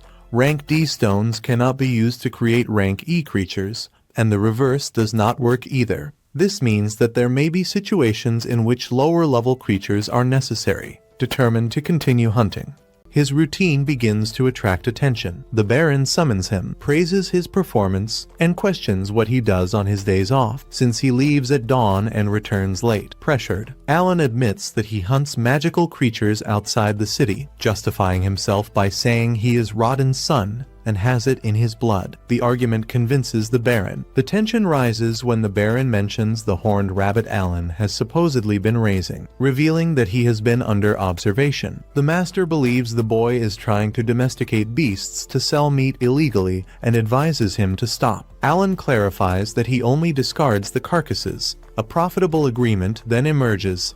The Granbert family will buy each carcass for 1 silver coin. With official permission to hunt, Alan begins to profit in addition to gaining experience. He sets aggressive goals to slaughter at least 100 goblins and hunt horned hares to accumulate XP, magic stones, and money. During the hunt, his radar detects something moving far beyond the normal range. Upon investigating, he finds a trio from the guild cornered and gravely injured. Ilithy refuses to abandon her companions. Unable to reveal his summons, Alan decides to fight using only his own attribute. At level 12, with attack and speed above 300 points, he surpasses rank D monsters without magical assistance and neutralizes the main threats, leaving only a weakened goblin for the adventurers to finish off. Rave is on the verge of death, and the group has no magical power left to heal him. Rita falls into despair, but Alan uses the Herb of Life, a rare item generated by Memetero. The effect is immediate. The bleeding stops and Rave stabilizes. Relief spreads through the group. Noticing that Rita is also injured, Alan hands her another herb. The adventurers are shocked to see something so valuable being used so casually. To them, it is a rare treasure. To Alan, it is merely a resource from his system, which he downplays as something common. Rave, now recovered, tries to formally thank Alan for saving the group, but the boy cuts off any attempt at ceremony. He says he is late to meet his daily hunting quota and does not want fame. As a condition for the rescue, he demands absolute silence about his identity and ability. In exchange, he accepts 100 level E magic stones. For the adventurers, it is an absurdly low price for their lives. For Alan, it is the ideal resource to sustain his summon. Raven promises to deliver the batch within a week. Alan turns the incident into a strategic analysis. He compares the Myra's flower, which was used to slowly heal his father Rodden, with the Herb of Life generated by Mamatero, which healed Rave instantly. He concludes that the herb works with fixed and immediate restoration, making it far more efficient in emergencies. He also notes that he received 160 experience points for the goblin defeated jointly, about 80% of the total value. Realizing that shared combat does not drastically reduce the gain, by the end of the day, he accumulates valuable information about healing and experience. The scene cuts to the dining hall, where everyone is gathered around the table. The noble guest shows great fascination as he tastes the meat being served. With each bite, His expression reveals surprise and satisfaction. He comments, impressed, that this was the meat Alan and his family used to hunt. He states that he expected nothing less from Rodden's son and mentions having heard that they had reached the goal of eliminating 20 boars. Upon hearing this, Alan feels extremely happy and proud. The boy, curious, asks why they were not eating boar that year, since it was traditionally one of the main highlights of the meals. Alan then recalls that the decision was the result of an order from the king, who had requested that all slaughtered boars be sent to the royal capital. Upon hearing the explanation, the boy shows irritation, questioning the fact that the servants in the capital were consuming more meat than the nobles themselves. However, his father quickly corrects him, asking him to show respect and reminding him that social position does not determine anyone's worth, trying to shift the focus of the conversation. The boy asks Alan to hunt a white rabbit for him. Before any answer is given, the girl intervenes and tells him to speak with her before going around ordering Alan to do something. She makes it clear that he should not treat him as a subordinate. The atmosphere at the table becomes slightly tense, as everyone realizes that behind a simple dinner, issues of respect, authority, and coexistence are beginning to emerge. They discover that Alan may end up getting into trouble if the manager of Rinnan finds out about certain movements that have been happening behind the scenes. There are discreet comments, worried glances, and advice given in low tones. He listens to all the warnings with apparent attention, but in the end, he simply decides to ignore them. Instead of stepping back or acting cautiously, he casually announces that he is going to hunt a white deer, a rank C monster, at the same level as the python they had faced previously. For him, it is not recklessness, but a test of skill, a way to measure his own growth. The scene cuts to the forest. Alan advances calmly, with firm steps and controlled breathing. He observes the movement of the leaves, listens to the distant sound of branches breaking, and feels the change in the density of the air. When he finally finds the target, he does not attack immediately. He analyzes the terrain, measures the distance, and only then summons Pionto and the other spirits. The strategy is clear from the beginning: provoke, retreat, and strike at the right moment, wearing down the enemy before the final blow. He coordinates the summoned beasts with impressive precision. He advances, calls them back, repositions them within seconds. He can only do this because he completely masters the special abilities of each creature. Without that absolute control, any mistake would mean losing the encirclement. The white deer is gradually pressured. Surrounded on all sides, it tries to react but finds no real opening. Then it ends up falling into the pit that had been created, and thus the battle comes to an end. The capture is clean and efficient, with no waste of energy. The scene shifts to the castle. An uproar begins when a massive demonic beast appears carrying the slain deer. Guards panic. Some even shout that a demon is invading the gates. Weapons are raised. Orders are shouted. The tension only decreases when they explain that everything happened under the orders of young Master Thomas. The white deer had been captured specifically for the New Year's banquet. The family is impressed by the feat. Comments of surprise and approval spread throughout the hall. Alan, on the other hand, keeps a neutral expression. He received 2,500 experience points for the hunt, but considers it little for the effort and preparation involved. Internally, he decides that he does not intend to repeat something like that frequently if the return continues at that level. Sebas then raises another important issue. How did someone so young manage to purchase and control a rank C magical beast? They say Alan has no special talent, but the facts begin to contradict that narrative with each new result. The answer comes in the form of official recognition. Alan receives a new position, Hunting Guard. The role is simple and direct: to hunt magical beasts to supply meat to the castle and protect residents attacked by monsters in the surrounding areas. In return, he will have a fixed salary of 100 silver coins per month. For him, it is perfect. Now he can hunt monsters as part of his official duties without needing to act in secret. There is, however, one condition. He will continue serving Lady Cecil as a priority and will only be allowed to act as a hunting guard once a week. Alan tries to hide his frustration. On the inside, he would like to go out hunting every day, accumulating experience without interruptions. On the outside, he accepts with a smile, like the exemplary servant everyone expects to see. Later, the scene shows Cecil returning to the castle. Now 14 years old, she appears more mature, with a more confident posture and a firmer gaze. She complains that he promised to return during the summer vacation and did not show up. He apologizes immediately and explains that he was clearing dungeons as a mandatory task from the academy. If he failed to meet the required quotas, he could be expelled. The scene cuts to everyone already at home. As the days pass, Alan keeps hunting various rank C monsters and selling them to the family. Everyone is quite impressed by the achievement, and Mihai decides to challenge Alan to a duel. Alan calculates quickly. He rose from level 13 to level 20 thanks to the weekly hunts and constant training. He believes he can win, but he knows it will not be easy. The duel begins. Mihai is fast and technical, his strikes precise and well calculated. Alan blocks heavy attacks using only one hand. Testing his limits, he observes his opponent's speed, measures strength, adjusts his stance as needed. The audience watches in silence, surprised by the balance of the confrontation. Mihai has improved a great deal. Even so, Alan keeps up with the pace without showing fatigue. At the decisive moment, Mihai identifies a minimal opening in the defense and acts without hesitation. The final strike is clean. Alan accepts the defeat without excuses. He acknowledges the difference and says he wants a rematch next summer.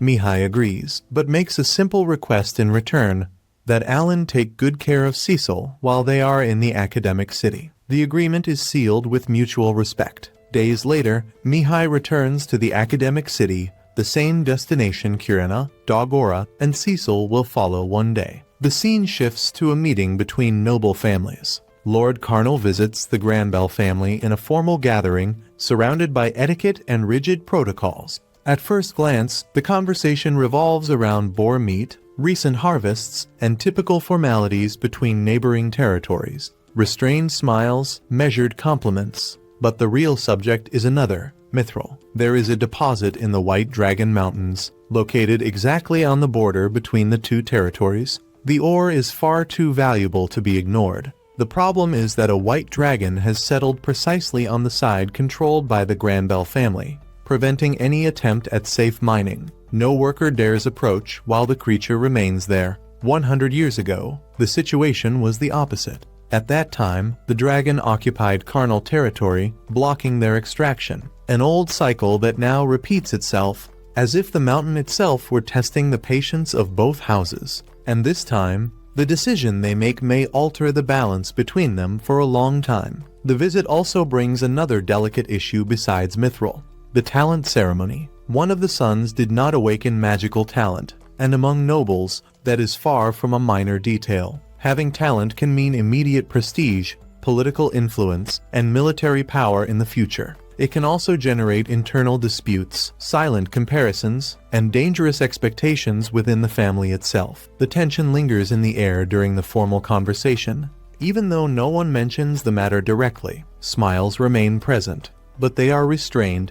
Every word is carefully measured. The scene cuts to Alan on his day off. With no immediate obligations at the castle, he meets his adventurer friends to ask for help with armor and similar matters. He decides to hunt farther than usual. He has eliminated around 10,000 goblins over the past months. Rank D monsters have ceased to be efficient for his growth. The experience gained is far too small for the effort involved. Now he wants to face something greater: C-rank creatures. He knows that experienced adventurers can die facing a single enemy of that level. It is not a light step. Before leaving, he buys light armor designed not to restrict his movements. He adjusts each buckle carefully. In the forest, the air feels heavier as he advances. After some time, he finds the first target, a C-rank orc. The creature's presence is imposing. Alan summons his creatures without hesitation. Unlike ordinary beasts, summons do not tire or hesitate.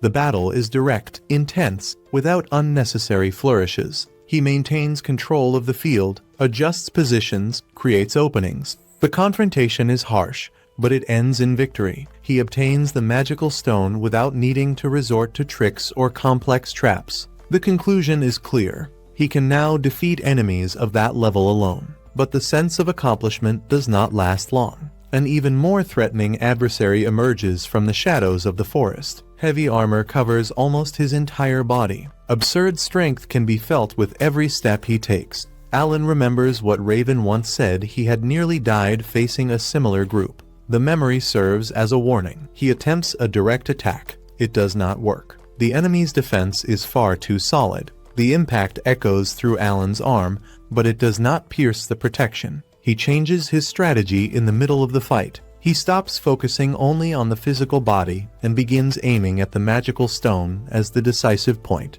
If he cannot overcome the armor externally, he must strike the core. The battle becomes risky. Every approach is a real danger. By a narrow margin, a very narrow margin, he finds the necessary opening and wins. As he catches his breath, he realizes something important.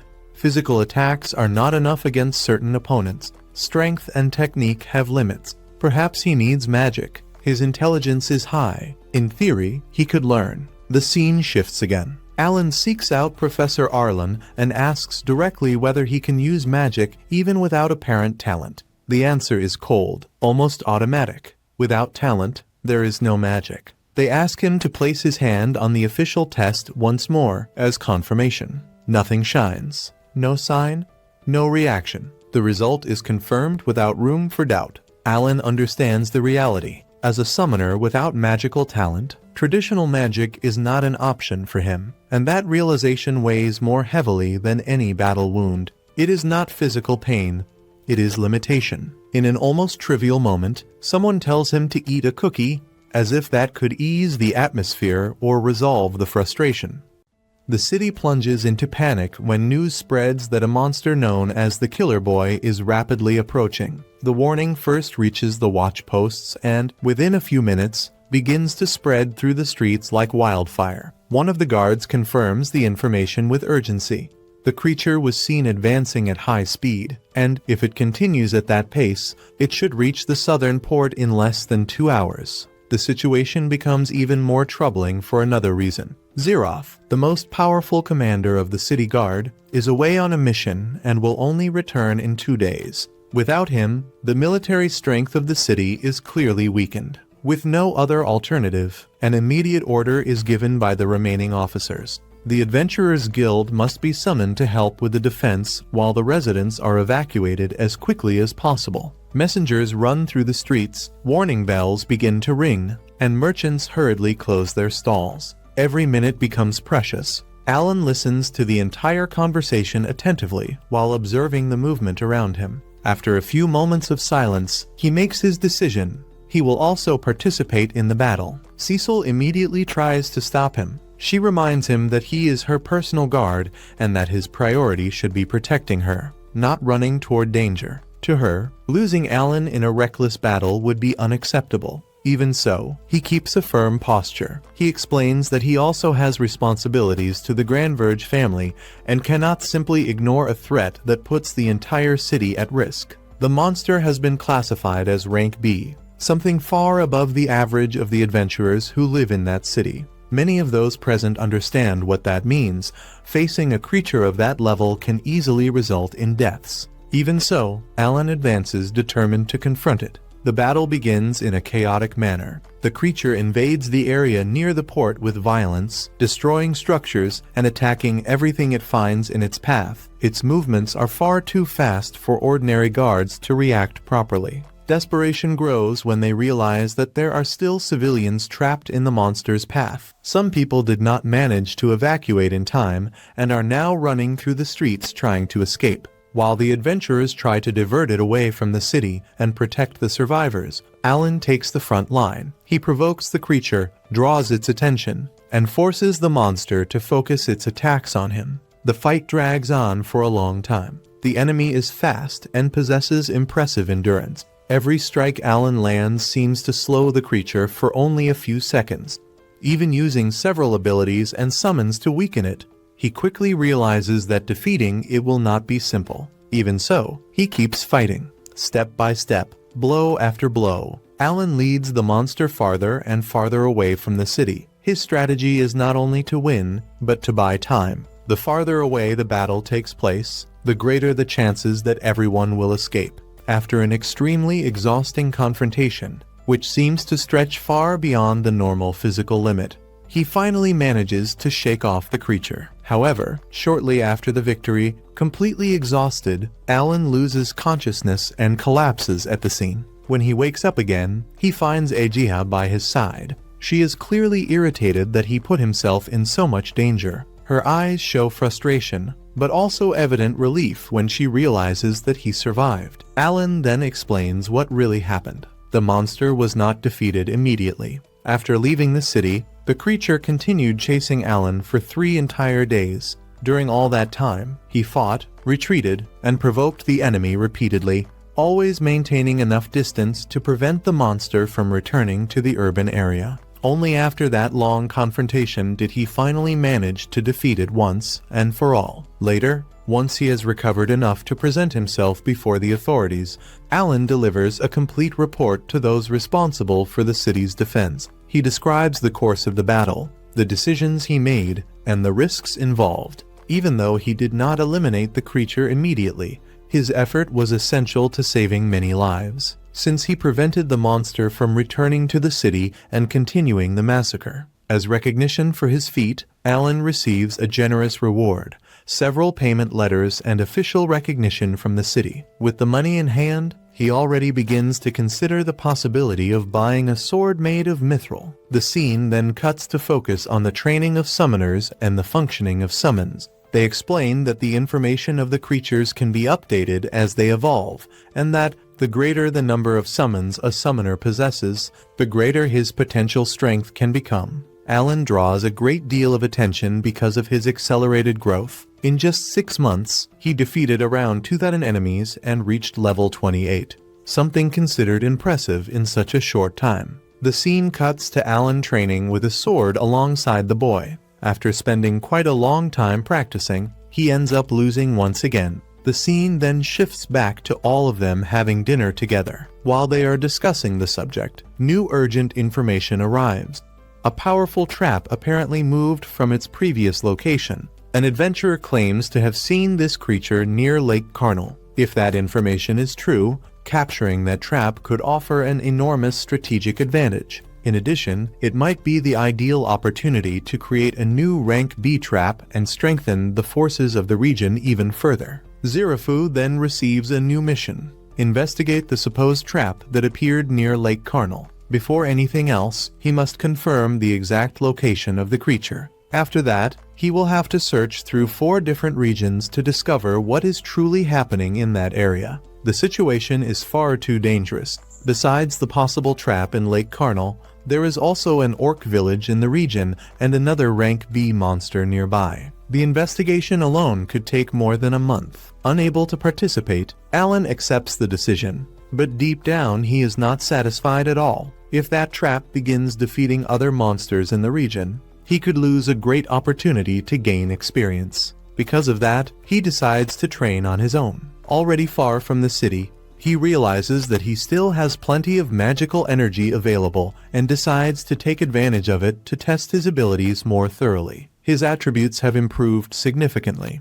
His summoning level has reached level 5. His endurance has also increased, and his expansion ability is already at level 4. In addition, he recently acquired an ability related to dinosaurs. Raising the level of that ability took more than 2 years, so now he wants to fully understand what it is capable of doing. First, he tests the expansion ability again and confirms that he can control several units at the same time. After that, he decides to try something different, sharing abilities with his summons. For the test, he chooses Hulk. Suddenly, something unexpected happens. Mihai's vision changes completely. Now he can also see through the creature's eyes. It is as if he were controlling 2 bodies at the same time. Excited by the result, he decides to expand the experiment and summons more Hulks. When he shares the ability with all of them, he begins to see from 5 different points simultaneously. His mind starts functioning differently,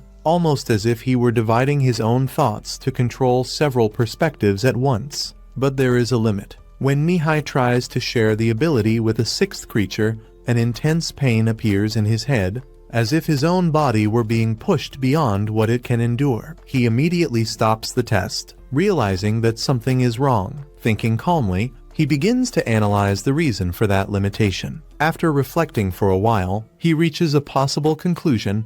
The limit is probably linked to the intelligence attribute. With the current level of that attribute, he can control only 5 units at the same time. To confirm his theory, he decides to conduct another experiment. Mihai then increases his intelligence attribute and, shortly afterward, tries once again to share the ability with another summon. This time, the result is different. He manages to connect the ability with a 6th creature without feeling the same intense pain as before. Now the situation begins to get interesting. With this new capacity, he starts experimenting with several strategies. Mihai summons multiple rank D creatures to test different formations and combat tactics. Among them, a rank D spider catches his attention. In addition to its own abilities, it possesses a strengthening effect that can improve the performance of the other summons. While continuing his tests, he discovers something even more important, a magic recovery ability. This discovery completely changes his way of fighting.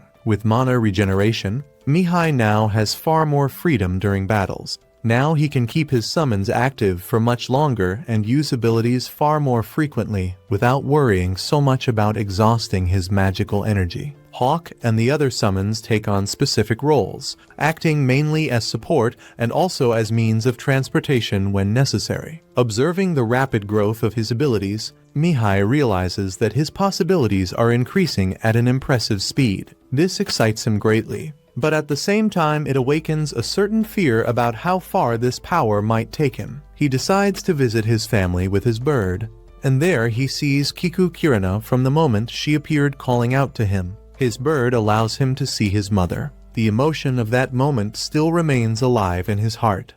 The scene shifts to 2 men having a conversation. One of them begins by congratulating everyone for the work accomplished over the last 6 months. However, not everything is good news. During the long period in which the mines remained inactive, they ended up turning into true nests of monsters. And the problem does not end there. The nearby villages, which once operated as mithril refineries, were also invaded and are now occupied by orcs and goblins. One of the men comments that he would like to put the closest mine back into operation, but asks how long it would take for that to happen. The other replies that the process would take around 3 years. Upon hearing that, the first man shows his dissatisfaction, saying that this deadline is far too long and that it would be better to speed up the work as much as possible. Soon after, they change the subject and begin talking about what Viscount Carnal has been doing lately. According to the information they received, he tried to force the advancement of the mining operations. However, that decision ended up attracting the fury of a white dragon.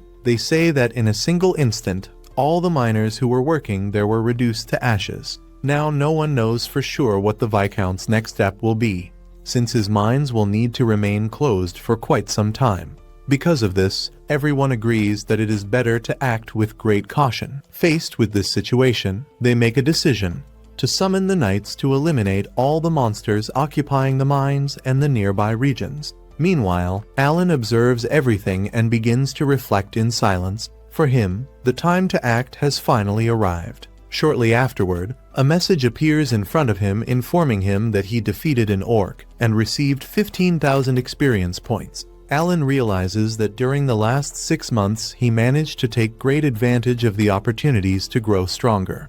He remembers that when he turns 12 years old, he will leave Gravellies to follow the path of an adventurer. There are still 2 years left until that moment arrives, and he intends to use that time to become stronger and repay everything he has received. If the monsters in that settlement were not eliminated soon, they would begin to multiply again. To Alan, the situation resembled a game. In the past, when he spent hours playing video games, it was enough to repeat the same hunting area to accumulate experience, but that was not a game. Those monsters devoured real people. Realizing the danger, he decided that he would not allow that to continue. As long as those creatures existed, more victims would appear, so he made a simple decision: exterminate all of them. The battle started quickly. The enemies tried to escape, but it was already too late. The escape route was blocked. For Alan, it was like facing a stage that he knew he could clear. Before long, he found the leader of the horde,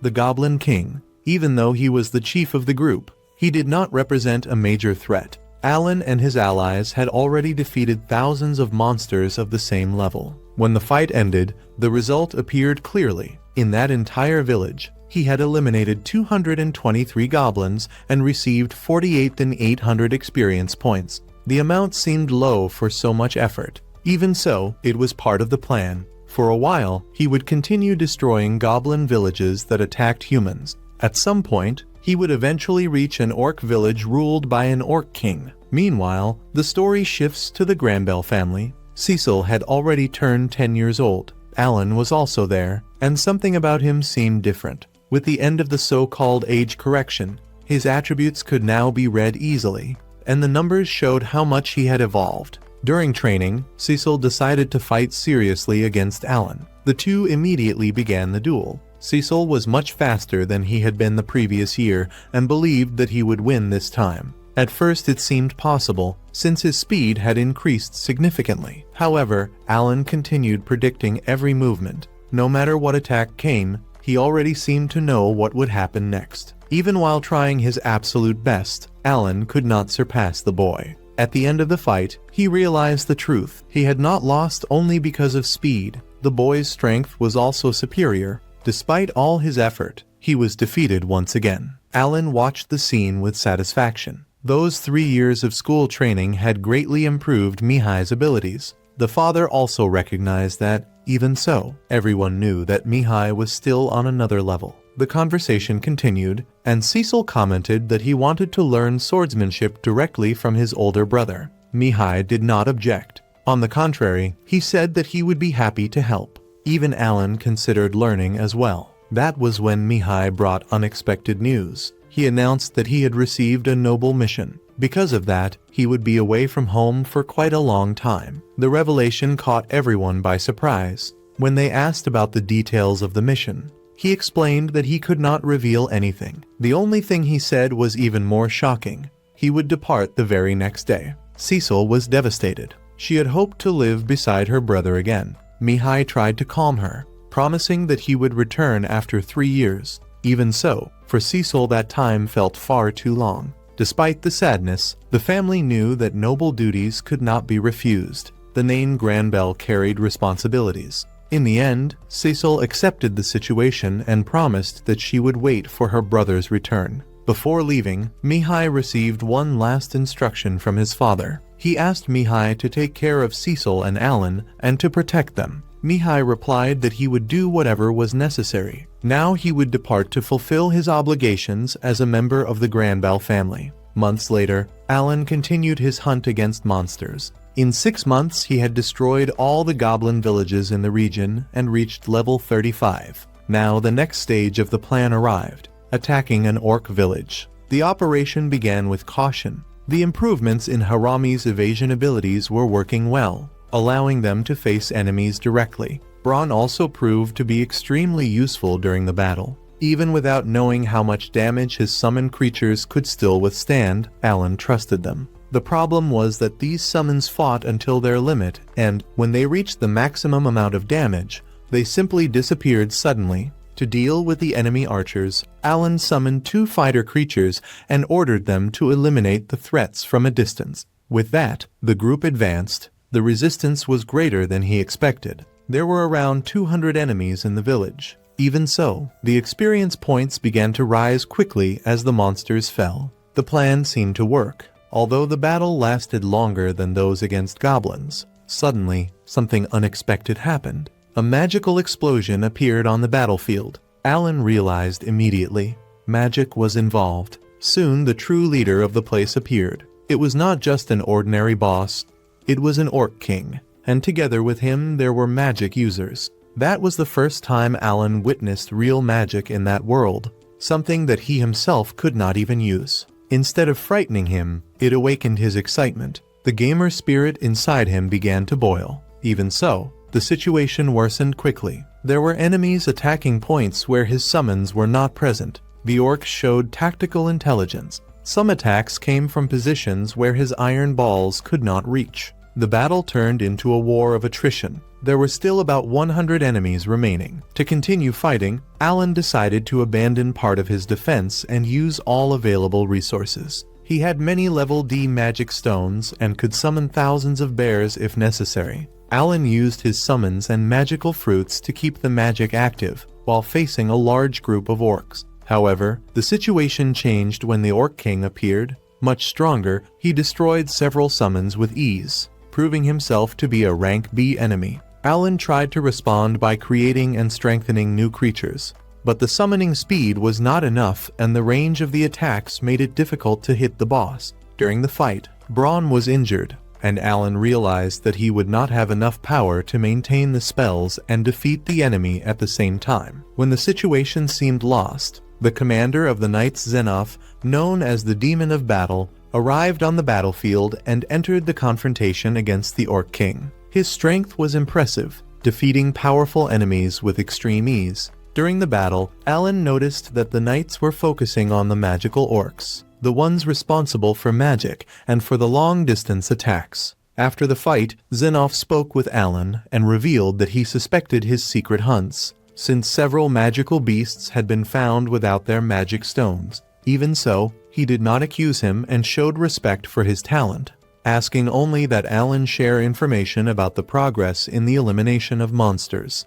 Later, Alan reviewed his combat strategy. His plan was to use 40 summon bears to pressure the orcs from all sides, eliminate the magical orcs first, and win through numerical advantage, as long as he himself was not struck directly. Alan realized that attacking orc villages was worth far more experience than fighting goblins around 335,000 points, more than 7 times the value. Even if he failed, he saw the situation like a player, learn from each attempt to improve the next one. Meanwhile, at the Granbell family mansion, a messenger from the royal family arrives bringing Mihai's diary and devastating news. Mihai fulfilled his duty as a noble, but died during the mission. The news shocks the family. The father suspects that, because they are low-ranking nobles, Mihai may have been sent on an extremely dangerous mission. But the messenger reacts coldly and leaves. Cecil remembers her brother's last words. When he asked them to take care of Alan, she begins to believe that Mihai already knew he might die. Furious, she confronts her father, but receives a harsh response. Nobles exist to fulfill duties, even if that means dying. Unable to accept that reality, Cecil isolates herself and eventually disappears from the mansion. While the servants begin desperate searches, she reflects alone about her brother's death and about the cruel fate of nobles. Despite the pain, she reaches a conclusion. She wants to protect the people she loves, even if that means facing suffering or risking her own life to change that fate. After running away from home, the exhaustion begins to weigh on her body much faster than she had imagined. Each step becomes more difficult, and the feeling of fatigue grows with every passing moment. It is at that moment that a voice appears, echoing in a strange way, telling her to return home. The sound feels close and distant at the same time, as if it were coming from inside her own mind. She becomes desperate, not knowing how to react, and everything around her begins to look distorted, as if reality were falling apart before her eyes, as if none of it were truly real. During the conversation, Alan mentions Mihai's strength, bringing back memories that still weigh heavily on him. He admits, without hesitation, that he was never able to defeat him, no matter how much he tried. But this time, there is something different in his words. For the first time, he is completely honest with himself, recognizing his own limits without trying to hide or justify them. With no other option, the two decide to return to the mansion. The journey back is silent, filled with thoughts that neither of them can fully express. Along the way, already visibly exhausted, Cecil asks to be carried, saying that she can no longer continue walking. Without complaining or hesitating, Alan agrees and carries her, moving forward with steady steps. When they arrive at the mansion, her father appears to receive them. He tries to reassure her, explaining that soon, the mining of Mithril will finally begin. As soon as the rights are officially handed over to the royal family, a large part of the responsibilities placed on her will be reduced. Upon hearing that, Cecil begins to understand the reason for all that recent urgency and pressure. Everything was part of something bigger. Even so, she makes her decision. She will fulfill her duty as a noble, and she will not run away. Just as Mihai did. Time then advances. 6 months pass since Mihai's death, and little by little the Granbell family begins to return to its routine. The orc villages, which once represented a constant threat, were eliminated by the knights, bringing a sense of safety that did not exist before. Meanwhile, the settlement focused on mithril extraction finally begins to take shape, growing day after day. The mining is expected to begin after the summer, and everything seems to be moving toward a period of stability and prosperity. However, not everything is completely resolved. There is still a problem that cannot be ignored: Carmel. Without access to mithril, the situation on that side remains unstable, and tensions continue to linger. During the preparations, doubts arise. They say that Cecil might not be able to handle a mission of that level. Alan would like to participate, but he is warned that it will not be allowed. Even so, they recognize that long-range magical attacks could be useful. Despite that, Alan decides to go alone. When they arrive at the location, the truth is revealed. The target is a gigantic nest. More than 1,000 Lancer monsters live there, multiplying without stopping. At the center, there is a level B creature, the Armored Spear Queen. The problem is the structure. The entrance to the nest is narrow. Invading directly is impossible. If the fight happens inside, it will never end. Then, a strategy emerges: reduce the number of enemies first. The battle begins, but quickly they are surrounded. Even so, they keep advancing. Days pass, and then weeks. Even after an entire month of battle, the nest remains intact. Twice a week, he faces more than 200 enemies per day. In total, thousands have already been defeated, but it does not matter. The bodies disappear. The queen consumes them and generates new enemies. It is an endless cycle. Realizing that, he decides to change strategy. This time, he will not retreat. He remains on site every day. And then, finally, something changes.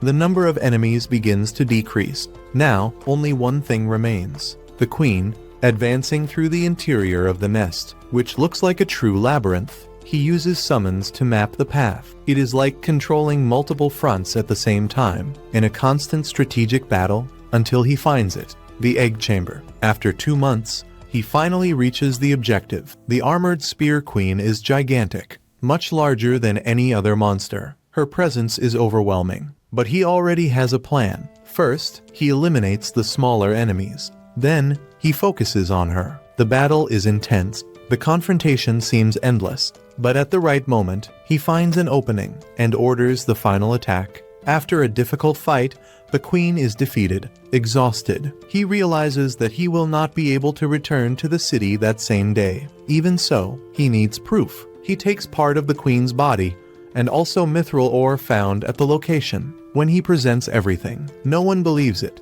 They say it is impossible, that it cannot be true, but then they take a closer look. The ore could not have been obtained by chance, and little by little, the truth is confirmed. The nest exists, and everything happened exactly as it was described. With no more doubts, a decision is made. A 5th vein of ore has been discovered. The knights will be sent immediately. And then comes the recognition. Alan, his performance was impressive. His unauthorized entry will be ignored.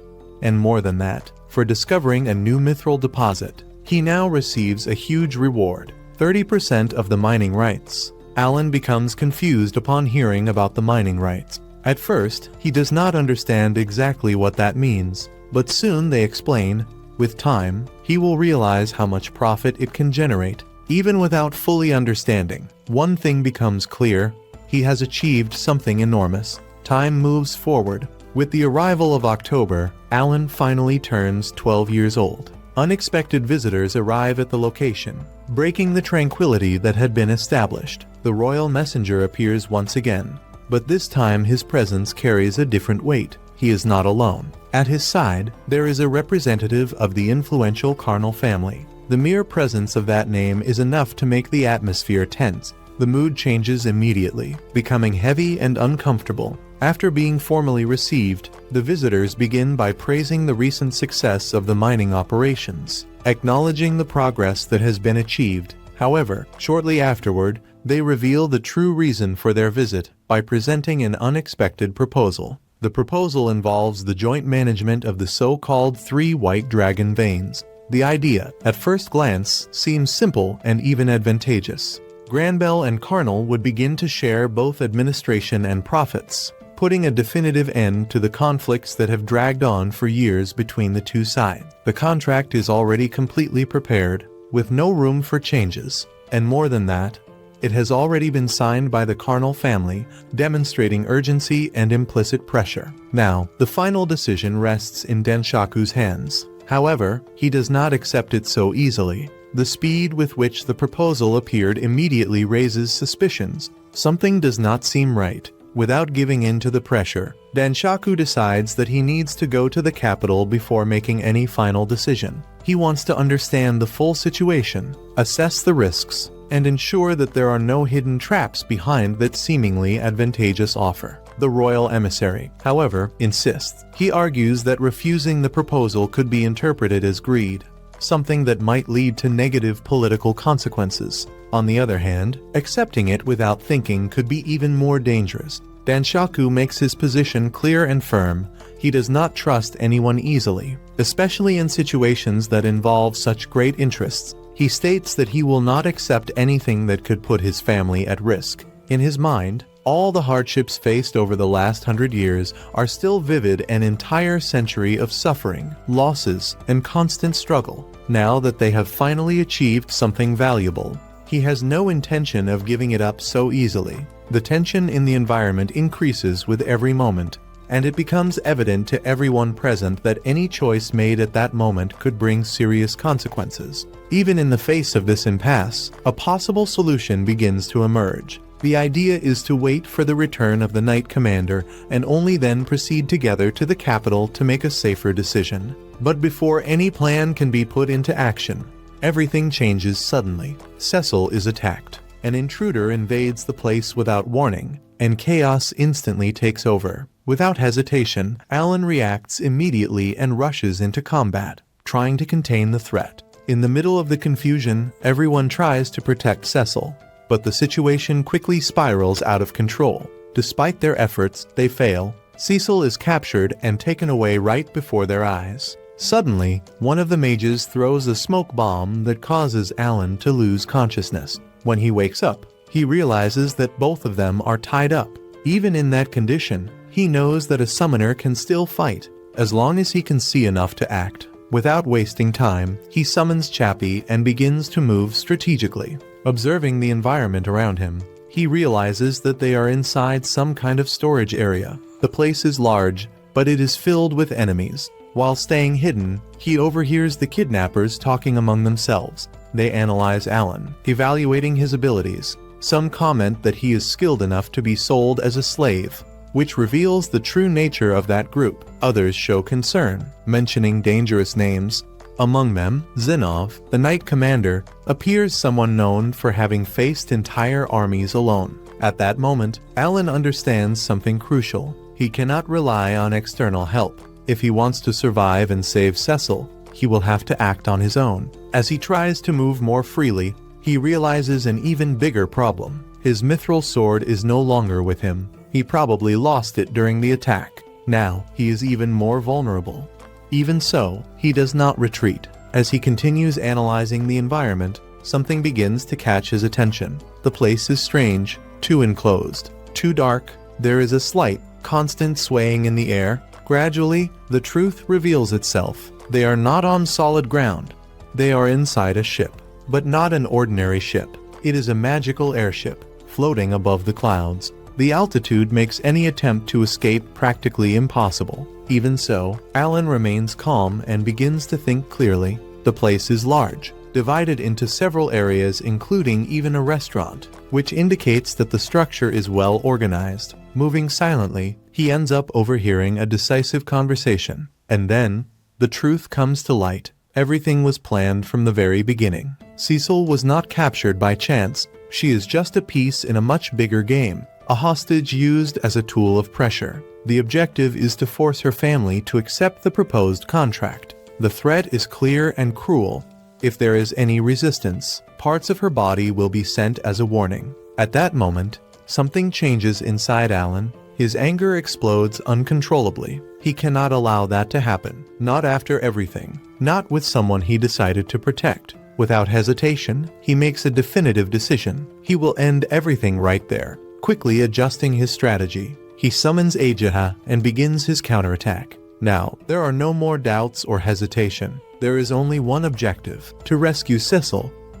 The attack began in a sudden and completely unexpected way, without any prior warning that would allow preparation. In the middle of the chaos that was forming, someone took the initiative and moved forward, shouting for everyone to fall back while opening a path through the enemy. Taking advantage of that moment of disorder, the boy appeared directly in front of the girl who was trapped, showing up almost as if he had teleported, and without any hesitation cut the ropes that were keeping her immobilized. When he least expected it, he ended up receiving a blow and being thrown far away. Soon, he used the plant so that he could heal himself. Alan summoned the spider to trap the man and ran off, leaving shields so that he would not follow. Without wasting time on explanations, he grabbed the girl and pulled her with him, acting in a quick and decisive way. And realizing that they would not have an advantage in direct combat, the boy made an extreme decision. He chose to escape through the most unlikely path possible, an extremely high platform. Without thinking twice, he jumped from there carrying the girl,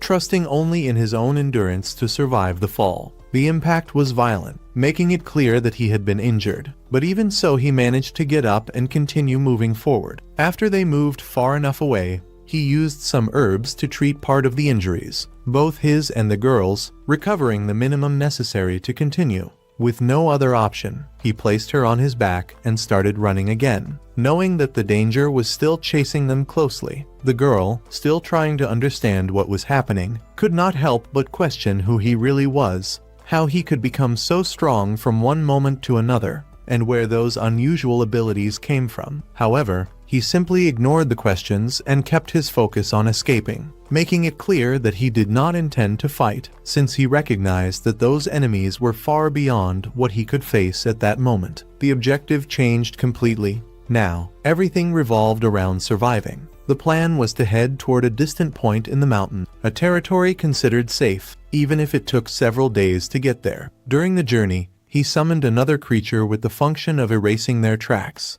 trying to make the pursuit more difficult. Even so, he knew that it would not be so simple to shake them off, because his enemies were persistent and experienced. The girl realized that he was hiding much more than he showed, but also understood that he did not like to talk about himself. When night fell, they took a brief pause, without any real sense of safety, only what was necessary to recover strength and stay alive. It did not take long for it to become evident that the enemies were still nearby. After checking the surroundings, the boy returned with the confirmation of the worst. They had found the tracks. Faced with that, the idea of separating to increase their chances of survival came up, but he refused immediately. He had made a promise, and he did not intend to break it. Protecting that girl until the end and taking her back home was something that he would carry out to the very last consequences. The pursuit soon intensified again. Among the enemies, there was someone he had already faced years ago, making the situation even more tense. The fight began without any kind of hesitation or dialogue. The boy fought in an unusual way, focusing mainly on his physical strength and endurance. At a certain moment, one of them advanced and managed to grab him, believing he had gained the advantage. But that was part of the boy's plan. He had already prepared his body to deal with situations like that. The tension increased rapidly, and the atmosphere became heavier and heavier, as if he had already lived through something similar before. Luckily, he managed to send his dagger into the other eye of the monster and defeat it. In the middle of the confrontation, an old acquaintance appeared, someone who believed that he was already dead. With that, the battle stopped being just a pursuit and became something personal. With not many options, the boy ordered the girl to retreat and decided to face everyone alone, determined to hold them back for as long as possible. However, the situation got out of control when she tried to help him using magic and ended up putting herself in danger. It was then that one of the enemies revealed his true nature, showing himself to be much more dangerous than he appeared. He was someone with experience in war, someone who did not show any intention of sparing lives. The fight became even more brutal, with the boy being pushed almost to his limit. while the enemy continued provoking and pressing without giving any space for recovery. When everything seemed lost and the outcome was approaching, reinforcements arrived at the last second. A knight commander entered the battle and completely changed the course of the situation. His presence brought a new dynamic to the confrontation. The enemy showed a deep hatred for the knights, revealing a past marked by losses and resentment. Even so, the commander responded firmly, also sharing his own losses and the reasons that made him continue fighting. Without wasting time, he activated a powerful ability and ended the battle in a direct way, putting an end to the threat. With that, the pursuit finally came to an end after several days of constant tension. The scene cuts to the girl meeting with her family. To ensure that nothing reached the king, he had turned the entire situation into a dirty game, using the girl as the central piece. As soon as everything ended, an order was given without hesitation: prepare the carriage and head immediately to the castle. The objective was to take the case directly to the king and expose the whole truth. However, not everyone agreed with that decision, since there was a risk that only some involved would be punished, while the true responsible one would remain untouched. It was at that moment that an alternative appeared. Instead of relying only on direct justice, the boy offered something in exchange: the mining rights that he had received. The intention was to use that as a bargaining chip to investigate the truth more deeply and pressure the royal family to act more effectively. It was, in practice, a form of bribery, but with a clear purpose. He explained his reasoning in a simple and direct way. Powerful people rarely dirty their own hand. Those who carry out the actions are always others. And, in certain situations, protecting what truly matters requires acting in the same way. His words had an impact. The noble, who had always tried to act correctly, realized that reality demanded changes and ended up accepting the agreement. In this way, the problem was taken to the king. The ones involved were properly punished, and the main responsible ended up being removed. After that, a new moment began. They started to teach about the true role of the nobility, making it clear that it was not only about status, but also about responsibility. Using even a world map, they explained the broader scenario, showing the existence of several continents, kingdoms, and empires, all connected by an ancient threat that still influenced the present. The story of the Demon King then gained prominence. Decades ago, he had appeared and declared war on the world. At first, no one took it seriously, but soon the disaster came. The creatures under his command became stronger, his army grew rapidly, and several countries were destroyed in a short time. Not even other races were able to escape his influence. Faced with that, a great global alliance was formed in an attempt to contain that threat.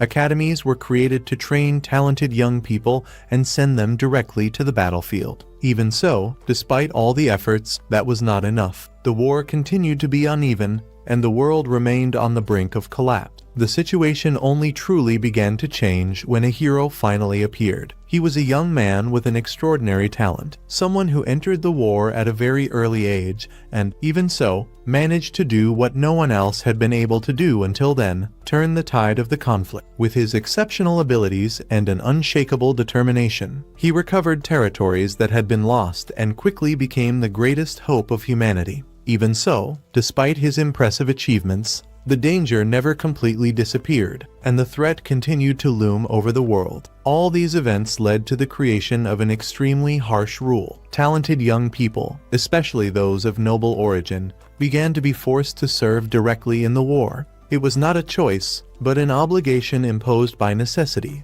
And the cruelest part of all was the survival rate, extremely low. Many departed, but only half managed to return alive, while the others were lost on the battlefield. The scene shifts to Alan talking with the owner of the house. After the case was resolved, the rewards finally began to be distributed. The boy received recognition for everything he had done, having his efforts properly valued. However, there was something that would not change. The girl would still be sent to the war. Not even a direct request, made with insistence, was enough to free her from that fate. Her talent was considered too valuable to be ignored. It was then that a new proposal appeared. Instead of trying to avoid the inevitable, they offered him an alternative. A sum of money would be given so that he would assume the role of her bodyguard. The mission was simple, at least in theory, to accompany her during her time at the academy and, later, protect her on the battlefield. He accepted, but not without imposing his own conditions. Instead of accepting the entire financial reward, he preferred to exchange part of it for something that he considered much more important. His request was clear. He wanted to guarantee protection for his family and also for another close family, freeing both from the burden of taxes.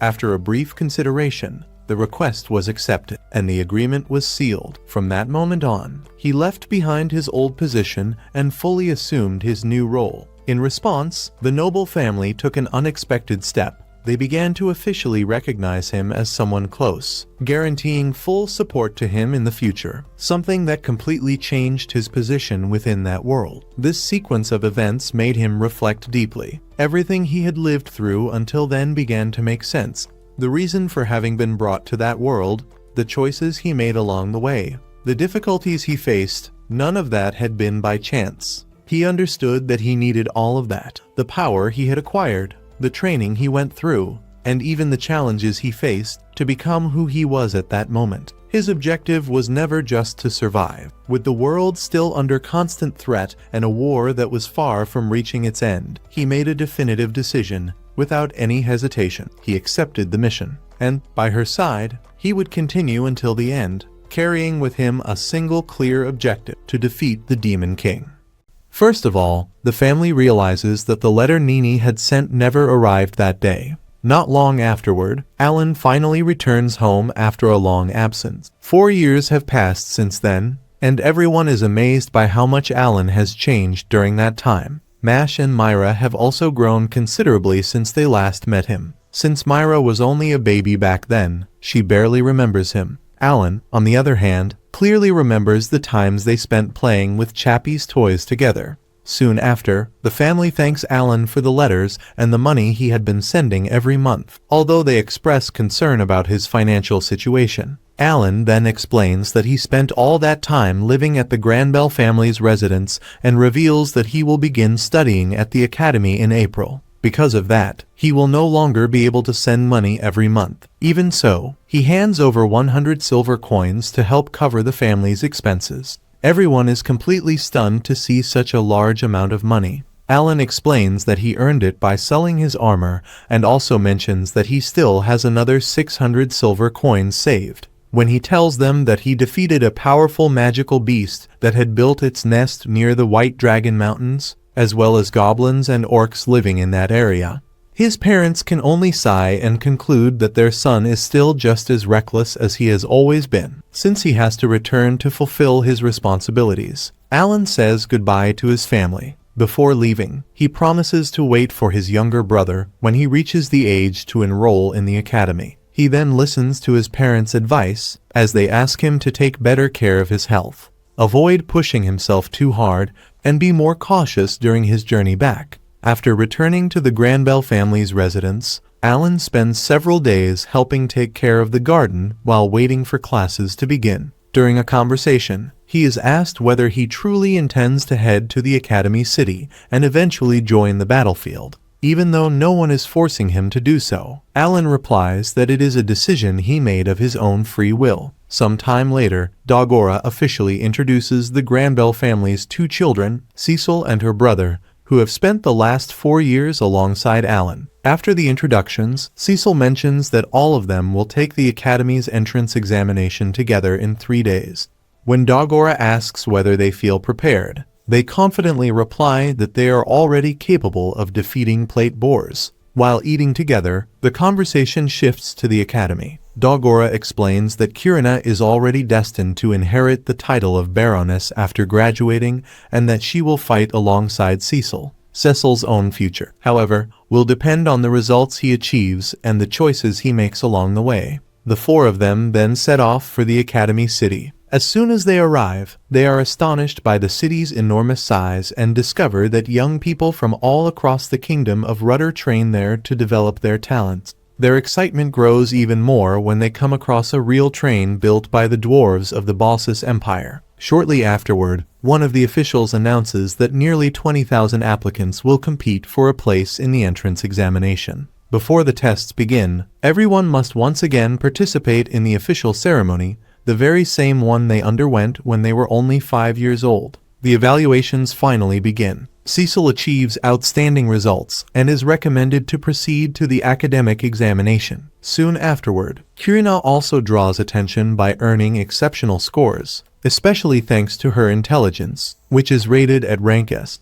However, when it is Alan's turn, the results shock everyone present. His talent is finally identified as that of a summoner, but every one of his attributes is rated at rank E, causing him to fail because his growth potential is considered far too low. Alan's friends cannot accept that evaluation. In their eyes, it is absurd that someone who had single-handedly defeated an assassin Garcia could be treated as if he had no talent. Even an elf observing the ceremony is astonished to learn that a boy of Alan's age accomplished such an incredible feat. Despite defeating an assassin Garcia, Alan still receives an unbelievable evaluation. All of his attributes remain recorded at rank E, something no one present has ever witnessed before. However, the Academy's headmaster immediately recognizes those results. This was exactly the boy Lord Rosen had mentioned earlier. Without going into many details, the headmaster asks Hermios, a legendary hero regarded as one of humanity's greatest hopes, for assistance.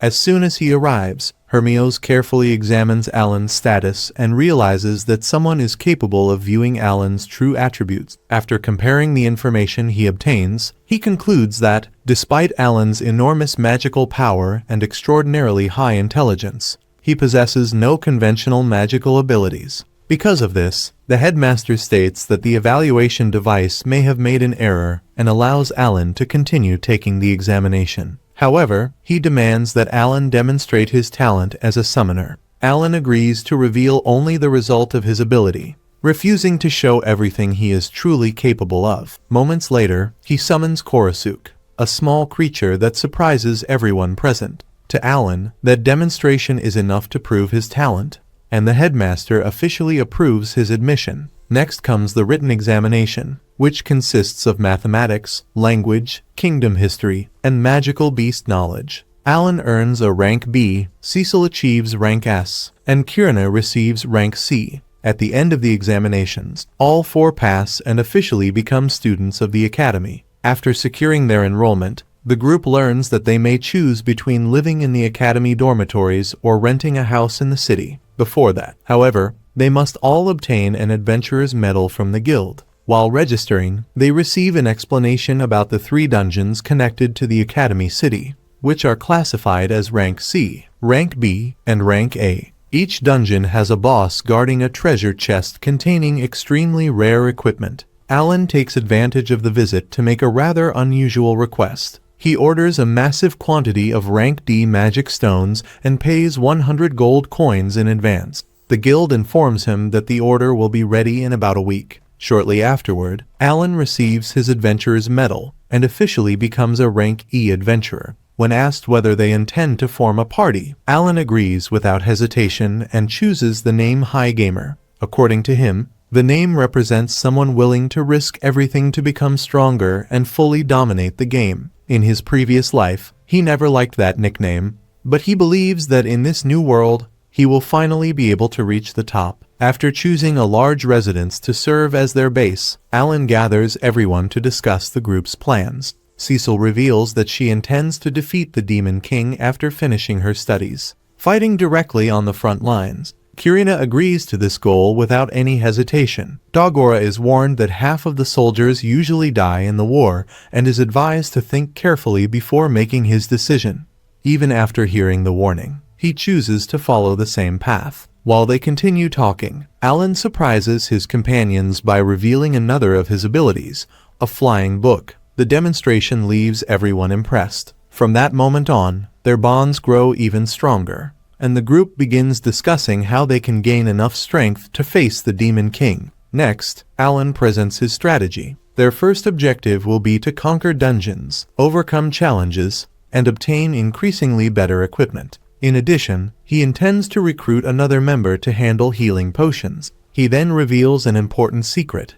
His growth speed is 100 times slower than that of normal people. Because of this limitation, he will need to gather a massive amount of magic stones and also find a magic recovery ring hidden in some dungeon. After understanding the reason behind his enormous request for magic stones, everyone agrees to help him. On the first day of classes, Professor Karlova introduces herself as the instructor responsible for the class over the next 3 years. She explains that she also serves as the manager of the capital's Adventurer Guild branch and possesses the skill known as Sword King, having been sent to the academy in the name of the Sword Saint. Before finishing her introduction, Karlova announces that there will be examinations in July and February. Any student who scores less than 40 points will fail, so everyone must take their studies seriously. The academy's daily routine is also explained. Classes take place 4 days a week, and in the afternoon students are divided according to their talents.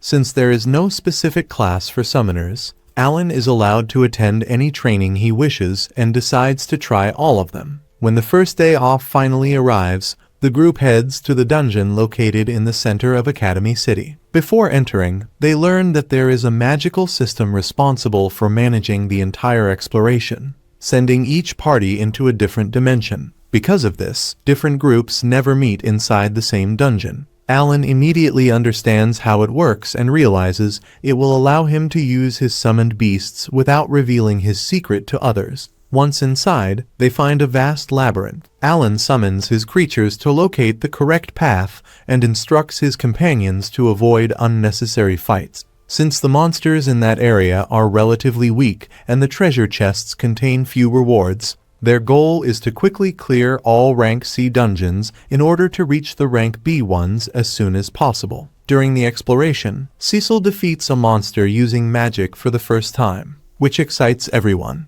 While her companions celebrate the achievement, Alan quietly observes each member's growth. At the same time, he laments that the monsters disappear immediately after being defeated, leaving only magic stones behind, as he would prefer to make use of all available resources. After overcoming one of the dungeon trials, the group discovers the system responsible for controlling the floors. They learn that it is possible to register their progress and return exactly to the same point on a future visit. This discovery completely changes Alan's plans, as he sees a much more efficient way to grow stronger. From that moment on, everyone begins using each day off to explore the dungeon. Since progress is saved, Alan develops a strategy to keep collecting magic stones consistently, making efficient use of his summoned beasts. In a short time, the group carries out multiple expeditions in succession and begins gathering hundreds of magic stones daily. After countless incursions, they finally reach the last floor of the rank C dungeon. At the center of the room lies the boss, still asleep.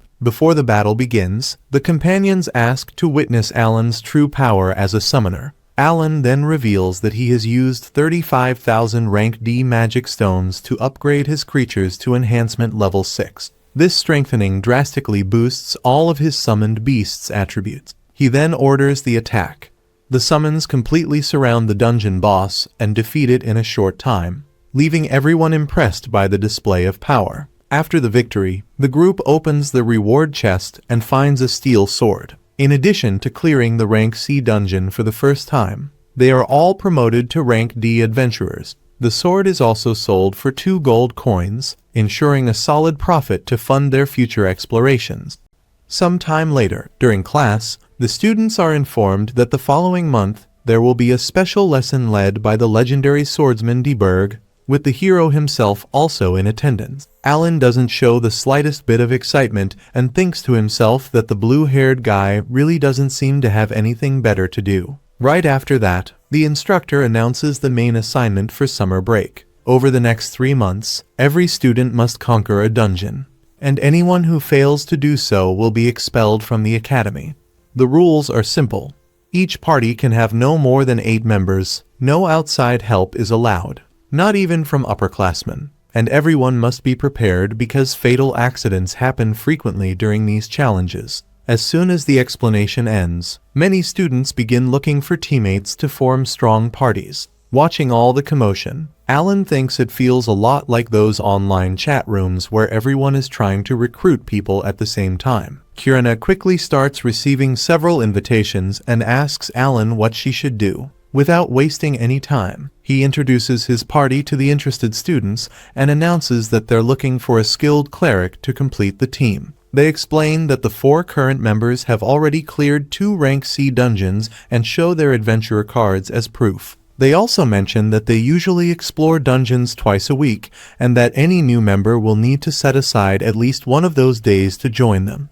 Since all the rewards are split evenly and the party is small, each member ends up receiving a larger share of the profits, making the offer even more appealing. The moment he hears the word money, the suspicious boy immediately becomes interested and starts paying close attention to the conversation. Later, during a meal, while Kurina is practically choking as she tries to finish everything she piled onto her plate, Cecil tells Alan that no one has shown any interest in joining their party. He asks if there really aren't any clerics in their class.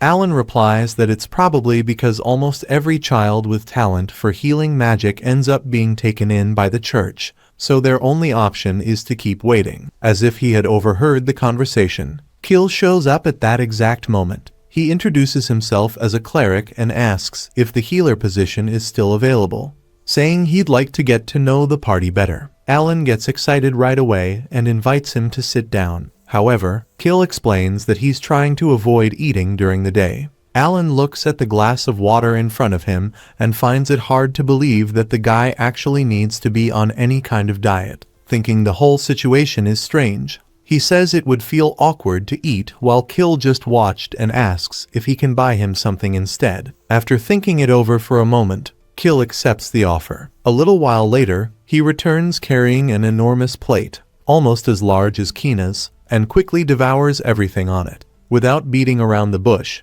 Kill asks the question he really cares about: how much money the party usually earns from exploring dungeons. Alan answers that each member currently earns between 20 and 40 silver coins per completed dungeon. Hearing that, Kill is completely shocked, since he considers that amount to be enormous. Without a second thought, he asks if he can join the party on a trial basis. Alan immediately agrees, and Kill arranges to meet them the following weekend. Alan and the rest of the party are happy to have Kill join them, and begin treating him with great care. Although Kill finds their kindness unusual, Alan admits to himself that he wants to keep him in the party because a cleric is an incredibly valuable asset. While exploring the dungeon, Kurina notices that she has grown stronger after defeating monsters, and Alan explains that party members share a portion of the experience they earn. On the 3rd day, they reach the dungeon boss and, working together, defeat it quickly. Kill is impressed by the strength of Alan and the others.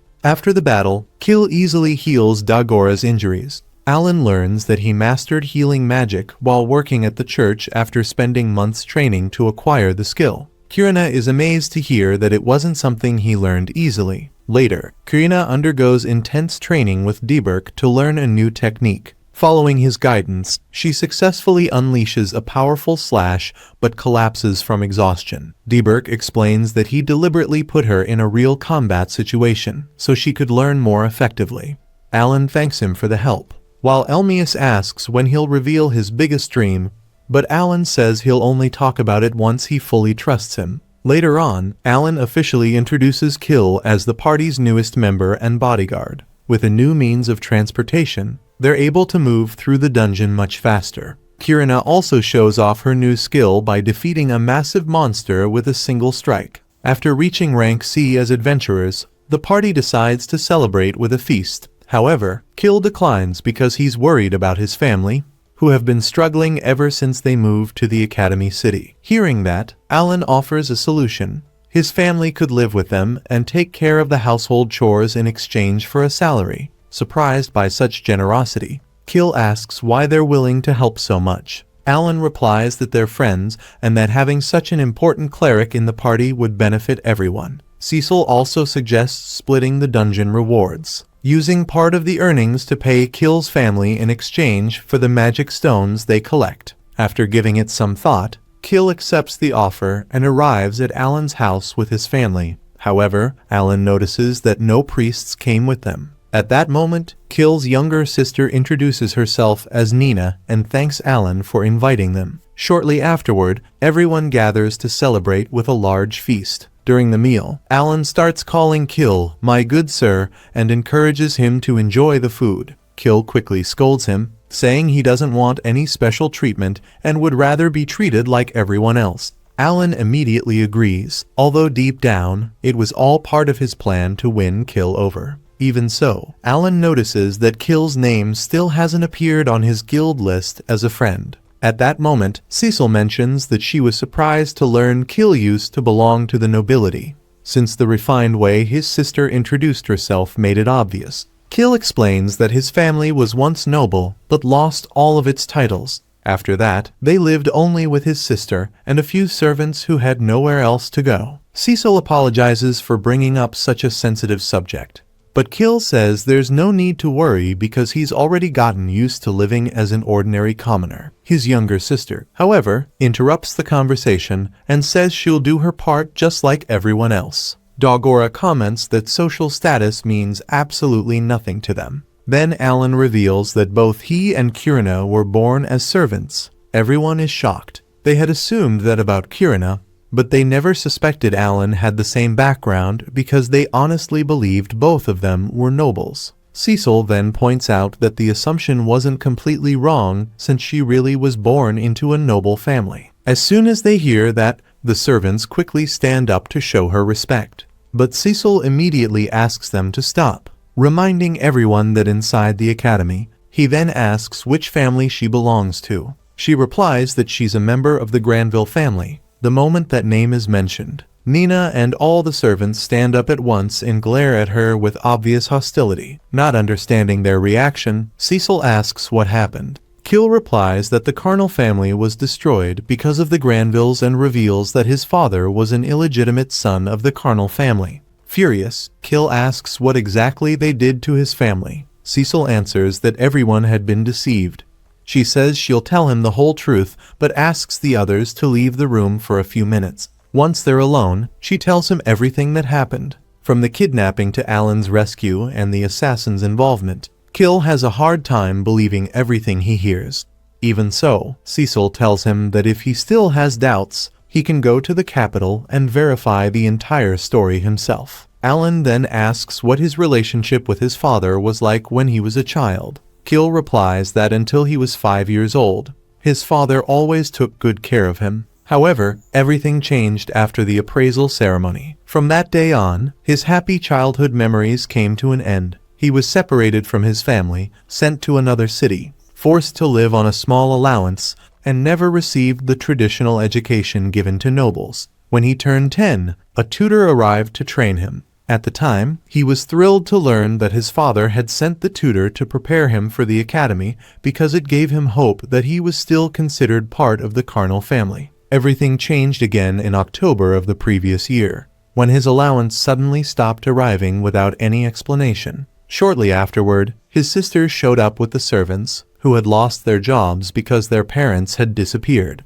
It was during that time that Kill began working at the church. Near the end of that year, a royal messenger arrived and explained that the Carnal family had been destroyed because of a conspiracy orchestrated by the Granville family. The same messenger also explained that it was the duty of the nobility to fight monsters. If Kill served for 5 years, the king would pardon the former crimes attributed to the Carnal family, restore its noble title, and appoint him as the new head of the family. Alan immediately realizes that those cursed royal messengers are still carrying out their own schemes. Kill then says he's ashamed of everything his father did. He says he'll completely understand if they want to kick his family out of the house. Even so, he promises to do whatever it takes to restore the Carnal family's name and reclaim the position that once belonged to his father, giving his family a home again, even if it takes 5 full years to accomplish. Alan replies that now that Kill has found a goal, he should know that the other 4 members of the party also have important dreams. They're all moving toward the same future, so he wants Kill to fight alongside them in the war. He makes it clear that he doesn't care at all that Kill belongs to the Carnal family. He also explains that half of the soldiers sent to the front lines die before completing 3 years of service, while those who remain for 5 years face an even higher mortality rate. Alan asks whether the royal messenger failed to mention that detail. Cecil replies that her own brother died just a few months after being sent to the war. That's why they all need to become much stronger to face the monsters. Having Kill in the party will be essential to making up for the team's weaknesses. Alan then reaches out his hand and asks Kill to fight alongside them. Kill asks if he's really sure about that, since, in the end, he'll only be using everyone to achieve his own goal. Alan replies that it doesn't matter because everyone should fight for what they believe in. He says he has no interest in the Demon King. His true goal is to reclaim his noble status. Kirina immediately agrees and says they should all join forces, fight together, and earn back their noble titles. Dogora reminds everyone that, above all else, they're friends. Finally, Cecil comments that she's probably the first member of the Granville family to ever live under the same roof as someone from the Carnal family.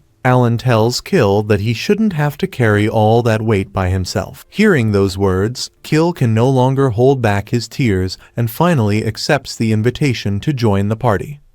Alan praised how quickly Kiel and the others moved all the luggage. Pleased with the result, he put Kiel in charge of the household duties and thanked everyone for their hard work. His companions said it was another example of Alan's abilities and believed they would get along well together. The group then entered a rank B dungeon. It looked similar to a rank C dungeon, but the monsters were much more dangerous, ranging from rank D to rank B. There were also traps with arrows and poison, so everyone took antidotes before moving forward. Alan mentioned that he could also use his fork during the expedition. Before advancing, he reminded everyone that only about 20% of parties managed to clear a dungeon of that level and told them to stay alert. Soon after, he summoned Blank, and the group continued deeper inside. While exploring, they found a treasure chest. However, Alan realized it was actually a mimic, a rank B monster. Maria received the support she needed to fight it,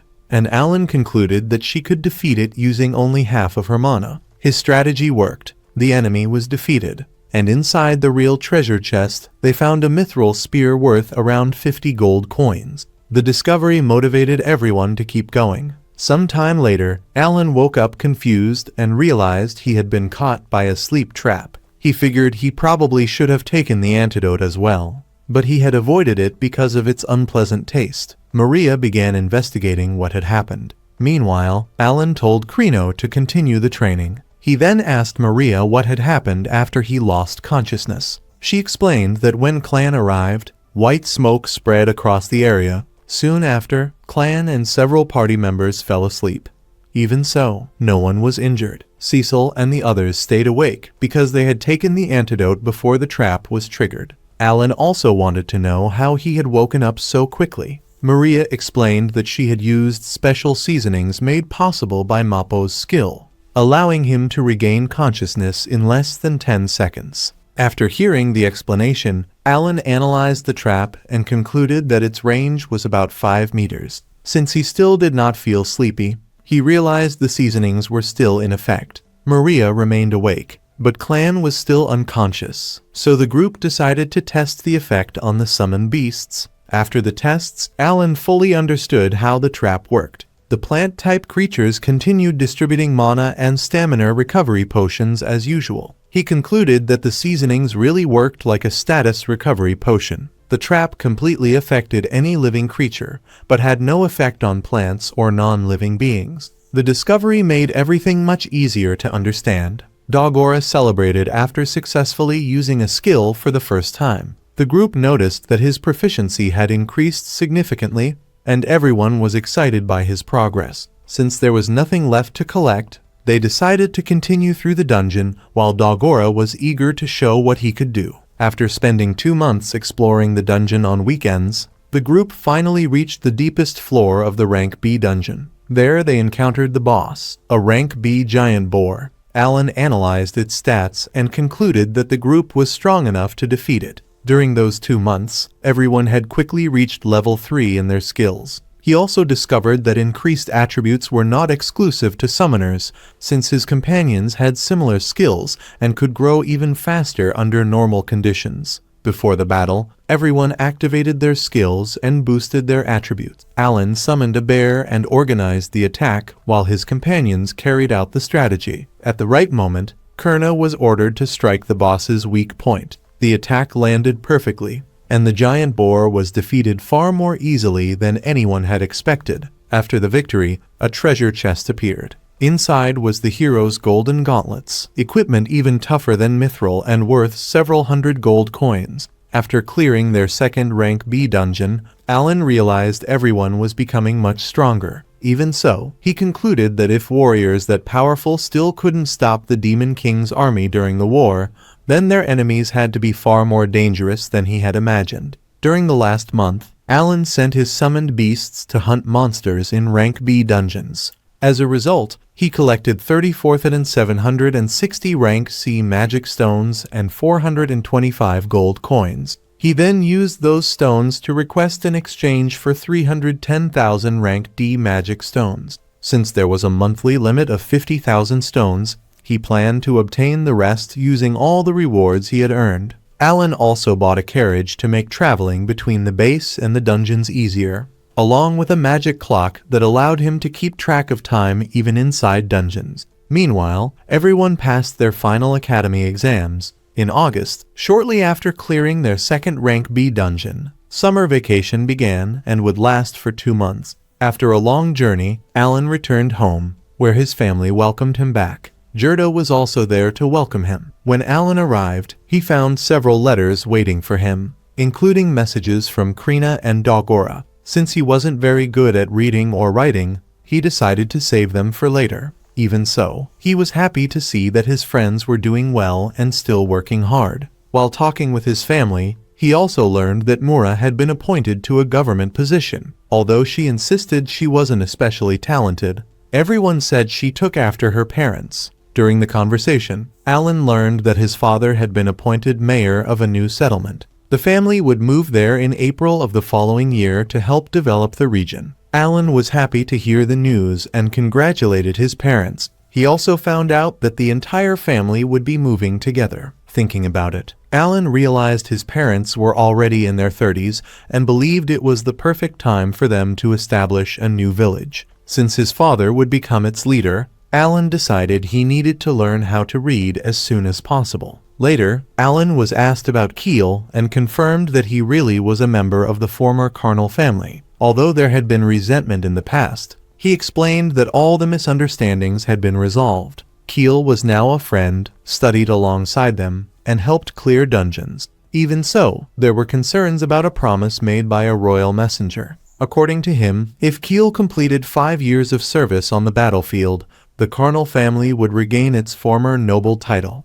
After hearing the story, they questioned whether that promise could really be trusted. If the order had truly come from the king, restoring the Carnal family would be possible. However, there was another, far more troubling possibility. Because Keel had talent as a monk and healer, there were suspicions that the nobles intended to use him as part of a larger scheme. If he survived the 5 years of war, he could be forced to remain on the battlefield to protect the nobles' sons, who had also been sent to fight. Many nobles relied on this because priests and healers were extremely rare during wartime. While ordinary healers stayed in the kingdom treating the wounded and sick, most of the medical work on the battlefield was handled by the elves of Rosenheim. However, they did not interfere in private affairs. Healing potions were also limited, making priests even more valuable. After hearing the explanation, Alan realized that some soldiers never returned home. Even after completing their required service, they were kept on the battlefield through secret agreements between nobles and remained there until they lost their lives.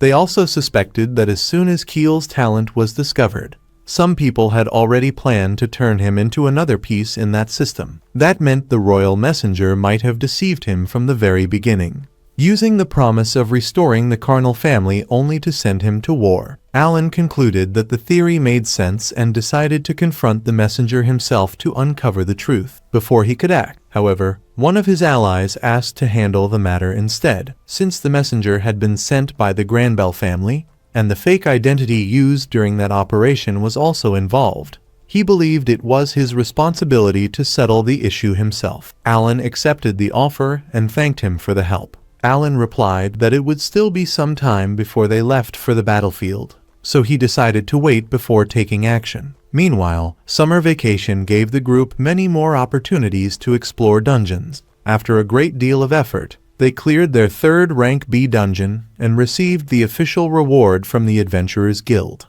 While presenting the reward, a guild employee warned Alan that he would probably start challenging ranked dungeons next. However, he emphasized that the bosses of those dungeons were extremely powerful. Very few adventurers could make a living by clearing them, and many traps remained unknown. He recommended that the group do plenty of research before attempting the next dungeon. The employee also explained that the guild auction could be very useful. Besides allowing adventurers to sell rare equipment for high prices, it was also a great place to buy hard-to-find items. Alan asked whether it was possible to obtain a magic power recovery ring. The answer was no, but he learned that, although extremely rare, it was possible to find a stamina recovery ring and a ring of singularity. Some time later, Alan woke up inside a ranked dungeon. Since there was no difference between day and night there, he realized he still couldn't locate their objective, even after using Hawk to scout the area from above. The dungeon was enormous, and the group had already spent several days trapped on the same floor, making camp life increasingly exhausting. Alan asked whether any monsters had attacked while he was asleep. Maria replied that a few had appeared, but she eliminated them before they could cause any trouble. Seeing that none of his summoned beasts had been destroyed, Alan realized everything had remained under control while he rested. A little later, the group encountered two Ockings and a Cyclops blocking their path. Alan ordered everyone not to let the monsters advance and reminded them that they no longer needed to fear rank B enemies. They all attacked at once and quickly gained control of the battle. However, just when everything seemed under control, an unexpected trap was triggered. Part of the group was teleported to another area of the massive dungeon, completely separating the party. Alan immediately recognized the situation and organized a rescue operation. Maria was tasked with producing as many magic cards as possible before taking the Leaf of Life and the magic seed to find Cecil and Dagora. Meanwhile, Alan sent his summoned creatures in different directions to search for their missing companions. Elsewhere in the dungeon, Cecil and Dagora were in a desperate situation. Surrounded by monsters and running out of options, they kept fighting as their strength rapidly faded. Even with barely any energy left, Dagora continued resisting to buy time until help arrived. A short time later, one of Alan's summoned creatures finally found the two of them and reported back. As soon as Alan received the news, he rushed to rescue them, telling them to hold on just a little longer. As he ran through the massive dungeon, Alan struggled to navigate its incredibly complex maze. Even though he knew the route, every detour slowed him down. Still, he pushed himself as fast as possible, hoping to reach Dagora and Cecil before it was too late. During their exploration, Alan and his companions encountered a massive rank A monster. The creature stood about 30 feet tall and had incredibly high physical defense. Alan realized his attacks might not be enough to damage it, but he saw an opportunity. If he could defeat such a durable enemy, it would prove he was capable of taking on other monsters at that level. Since he had grown much stronger, Alan decided to challenge the boss without hesitation. However, the gap in strength between enemies kept increasing, so he switched out several cards to improve his abilities. He chose new combinations, using Steel with the replacement skill, Shark Fin with Shark Oil, and Skirt Steak with the Awakening Spread skill. Following the group's strategy, Alan launched the attack. First, he used his new technique to summon a barrier that protected his allies. Then everyone unleashed their strongest attacks against the enemy. A massive meteor-like attack crashed down on the monster, astonishing everyone nearby.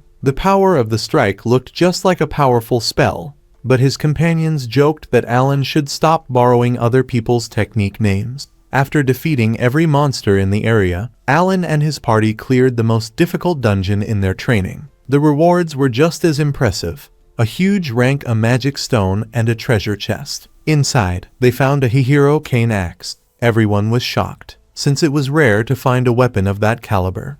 After completing the dungeon, the players were congratulated and received a permanent dungeon completion certificate. The rule was simple: anyone who cleared 5 permanent dungeons would earn the right to challenge a ranks dungeon. Hearing that, Alan realized his next challenge would be even stronger enemies. The boss would also be rank S, but the chance to earn incredible rewards made it even more appealing. During summer break, Alan turned 13. Thanks to his guidance, he helped his class clear a rank C dungeon. Only 3 students gave up before completing the challenge. When the other students learned that Alan and his group had cleared a ranked dungeon, they were amazed. Alan and Kirina were summoned by the school principal, who surprised Alan by inviting him to participate in the martial arts tournament. The competition would feature second-year students and important guests, including members of foreign royal families. At first, Alan planned to decline because he believed his summons would not be useful in one-on-one combat. However, after learning that the winner would earn the chance to challenge West Doberg,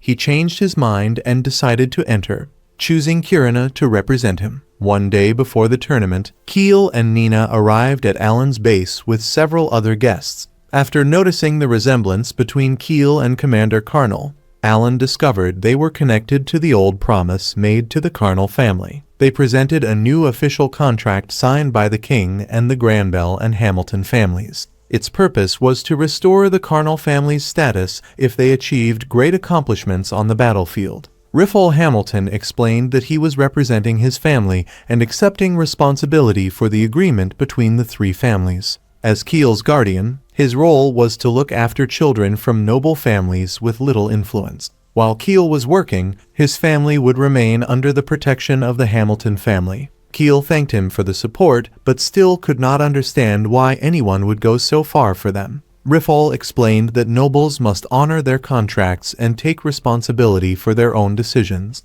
As the head of the Granville family, he was simply doing what he believed was right. Before ending the conversation, however, Riffle said there was something important everyone needed to know. After reviewing the documents and agreements related to the Carnal family, new information came to light. The investigation revealed that the royal oaths received by Keel were tied to the same royal family. Among those involved was Crown Prince Imbul Han Latash, the man most likely to inherit the throne once the current king grew old. However, there was still no evidence that the prince had been directly involved in the conspiracy against the Carnal family. Even the king himself could not take action against him without solid proof. The person truly responsible for Cecil's kidnapping and Keel's manipulation was still hiding in the shadows. The mastermind behind everything remained a complete mystery. Meanwhile, His Majesty continued carrying out his duties as usual. However, there was one major concern. Within 5 years, the Crown Prince would most likely become the new king, and no one knew whether he would honor the agreement made with the Carnal family. Despite that uncertainty, Keel decided to keep moving forward. Thanks to the help he had received, the possibility of restoring his family's status, which had once seemed impossible, had finally become real. As the current head of the Carnal family, Keel declared that he would do whatever was necessary to fulfill his duty. The next day, the Academy's martial arts tournament began. Alan was eager to watch Kirina compete. During the event, Alan and the others noticed a golden stone placed in the main arena. That was when they realized the Crown Prince was among the honored guests. The biggest surprise of the tournament was Kirina. Even though she was only a first-year student, she defeated a third-year student and advanced all the way to the finals. Her next opponent would be Lord Diverger. Everyone knew his reputation. For many years in a row, Diverger had defeated every tournament champion and remained the undefeated title holder. The anticipation was enormous because it would be another chance to witness the sage's legendary sword technique. Kirina faced Diverger determined to prove her strength, remembering everything she had accomplished as a magical beast hunter. However, as the battle unfolded, the gap in skill between them became obvious. Diverger blocked every attack and defeated Kirina with ease, successfully defending his championship title. Even in defeat, Diverger acknowledged her effort and encouraged her to keep getting stronger. Kirina realized she still had a long way to go, but Alan and his companions supported her, reminding her that this loss was simply another goal to overcome in the future. After the match, Diverger praised the fight and said that the duel between two sages had been truly remarkable. Afterward, the Crown Prince invited Shishaku to a private meeting in a secluded location, where she was surprised to see a servant present during the conversation. The prince commented that the Granville dormitory was operating smoothly. He also pointed out that, with the birth of a new sage, it was now possible to obtain mithril. In addition, he mentioned the defeat of the Carnal family's longtime rival. However, Alan explained that the situation could not really be considered a complete victory. The crown prince revealed that he also had a 10-year-old daughter.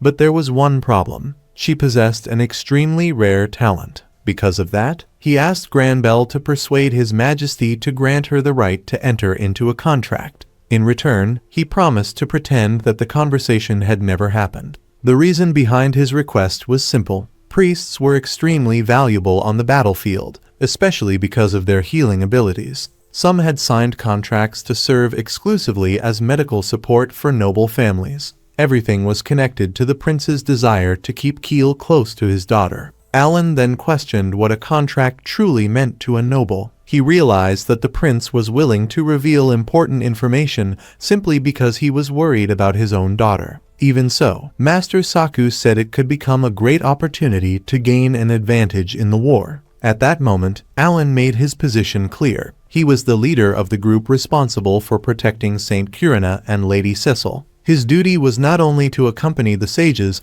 but also to ensure Cecil's safety above all else. The prince acknowledged his determination and asked whether Alan would protect his daughter if she were ever sent to the battlefield. Alan answered that he was ready to accept that responsibility. However, the prince gave him a warning.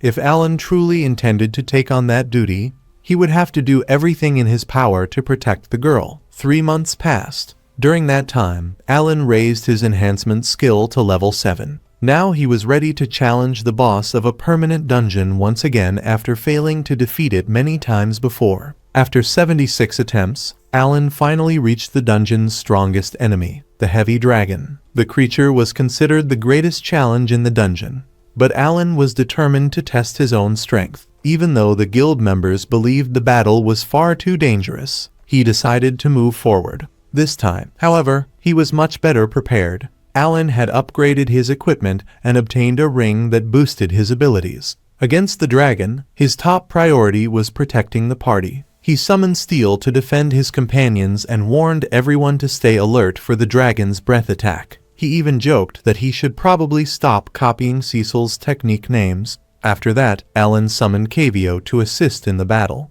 Using the creature's borrowed abilities, he changed his strategy and launched a powerful bomb at the dragon. However, the heavy dragon showed no sign of fear. The creature possessed overwhelming strength and extraordinary durability. To the monster, those attacks were almost meaningless, and it continued advancing without hesitation. Even after using his strongest attacks, Alan realized that this enemy was completely different from any he had faced before. He then summoned Fran to join the battle. The fight became even more difficult. The heavy dragon's physical defense was incredible, and its attacks placed tremendous pressure on every member of the party. When the heavy dragon prepared its breath attack, Alan recognized the danger and ordered Steel to shield the group. Although the attack was successfully blocked, it became obvious that the dragon's abilities were far beyond those of the previous monsters. Kavio became essential to the party's defense, while Alan focused on figuring out the dragon's attack patterns. During the battle, the dragon unleashed another devastating breath attack, destroying 4 steel units at once. Alan realized he needed to improve his strategy while Claire, Dogora, and Heel worked to keep everyone alive. The fight grew more desperate with every passing moment until Curina was struck head-on. Everyone believed she had been defeated, but a special skill called Limit Break activated. Alan immediately recognized the power because he had seen it when Curina was a child. With all of her attributes increasing by 3,000 points and her energy rapidly recovering, Curina revealed an entirely new level of strength and charged at the heavy dragon, becoming the first real threat capable of standing against it. And that's the end of another episode. If you made it all the way to the end, comment rank S so I know you watched the entire video. If you enjoyed the content, don't forget to leave a like and subscribe to the channel so you won't miss the next episodes. There are more videos coming your way next week. Thanks for watching, and see you next time. Bye. Alan had finally gotten through that difficult moment, but the situation was still surprising. At 13 years old, just 1 year after entering the academy, almost every student had reached the maximum level except for him. This had likely happened because the Demon King had increased the level of magical beasts, speeding up their growth and changing the balance of power. Even so, Alan discovered there were still ways to become stronger, such as gaining new skills, obtaining better equipment, and using superior weapons. The problem was facing so many enemies without leveling up. Because of that, he believed there had to be a way to break past the level cap. Just like in some games where certain conditions unlock new powers. Before the battle against the Demon King, which would take place in 2 years, it was necessary to strengthen all experienced players. When the break period ended and April began, more than 2,600 students advanced to their second year at the academy. As happened every year, new transfer students joined the classes. Although the class names remained the same, new students became part of them. When Alan noticed her arrival, he realized the group would now have 5 members and decided to invite her to join the experienced players. Alan explained that the group explored dungeons every day and asked whether she was still interested in taking part in that routine. Without hesitation, accepted the invitation. She revealed that she was an elemental mage and possessed an extremely rare talent called the Magic Eye. Alan was surprised, since he had never met anyone with that combination of abilities. Later, the principal approached Alan for a conversation. He explained that he was worried about Lady Sophie. Although both of them were high elves, there was a huge difference in their status. Sophie was a princess of noble blood and also ruled a small nation, while he did not possess the same authority or influence. Because of that, the principal trusted Alan to protect and look after her. That same day, Sophie and the other members moved into the group's base. Since everyone was now part of the same team, they decided to drop some of the formality they had maintained with one another. During the welcome meal, Alan took the opportunity to learn more about the beliefs and customs of the new companions. Sophie and some of the other members regularly offered prayers to the Holy Spirit King Rosen, an entity who granted Holy Spirit magic. They believed that, in the future, Rosen might reach the position of Holy Spirit God. Meru, however, followed a different belief. The dwarves worshipped Digragni, known as the Dungeon Master. According to her, much of the technology developed by the dwarves, including the living ion tools, existed thanks to the knowledge he had left behind. Even the mysterious cube was part of that ancient technology. When they asked which god Alan worshipped, he explained that he did not follow any specific deity. However, he held great respect for the creator god Elmia. After that conversation, the group began organizing their next goals. The 3 new members would challenge a rank B dungeon to raise their levels and gain experience. However, Alan revealed that he had an even greater objective, conquering a rank A dungeon before summer vacation. To achieve that goal, the group would be divided into 2 teams. Alan, Dalgora, Sophie, and the other members would focus on clearing the rank B dungeon. Meanwhile, Krina, Sissel, and Keel would continue progressing through the 3rd rank A dungeon, seeking to become even stronger. Even while separated, they would continue receiving support from Alan's summoned beasts. Meru was impressed when she learned the true strength of the summoned creatures and realized that one of the group's greatest advantages was the enormous number of allies Alan possessed. During one of their expeditions, the group encountered enemies along the way, then used her spirit magic. By summoning the water spirit, she was able to heal her allies' injuries and restore their fighting condition. She explained that while mages and priests had advantages in certain areas, spirit magic was far superior when it came to healing and support. Even so, Meru apologized, believing that she still was not contributing enough during battles. She commented that if she had a golem, she might even be able to fight dragons.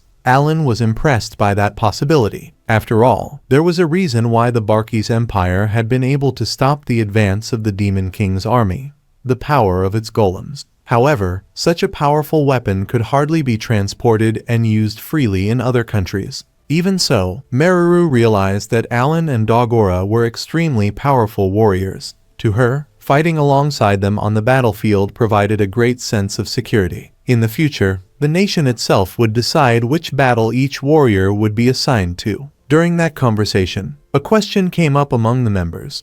Why was Alan the only one called Lord? The explanation came quickly. According to his companions, that title existed because Alan was the boy mentioned in the prophecy of the Spirit King Rosen. At first, Alan found that strange. After all, Rosen had been asleep for a very long time. However, there was an ancient story claiming that more than 10 years ago, the Spirit King had foretold the birth of a black-haired boy in a region south of a great nation located on the central continent. this boy would possess the lowest possible ability scores. To many people, that prediction seemed like nothing more than a meaningless dream from a sleeping entity. However, once they began seeing Alan command his countless summoned beasts, many started to believe that the prophecy might actually be true. Rosen had foretold that a black-haired man, beneath something that would block the light of the sky, would be the one to defeat the darkness threatening the world. However, Alan believed that this might simply be an exaggerated interpretation of the Spirit King's words.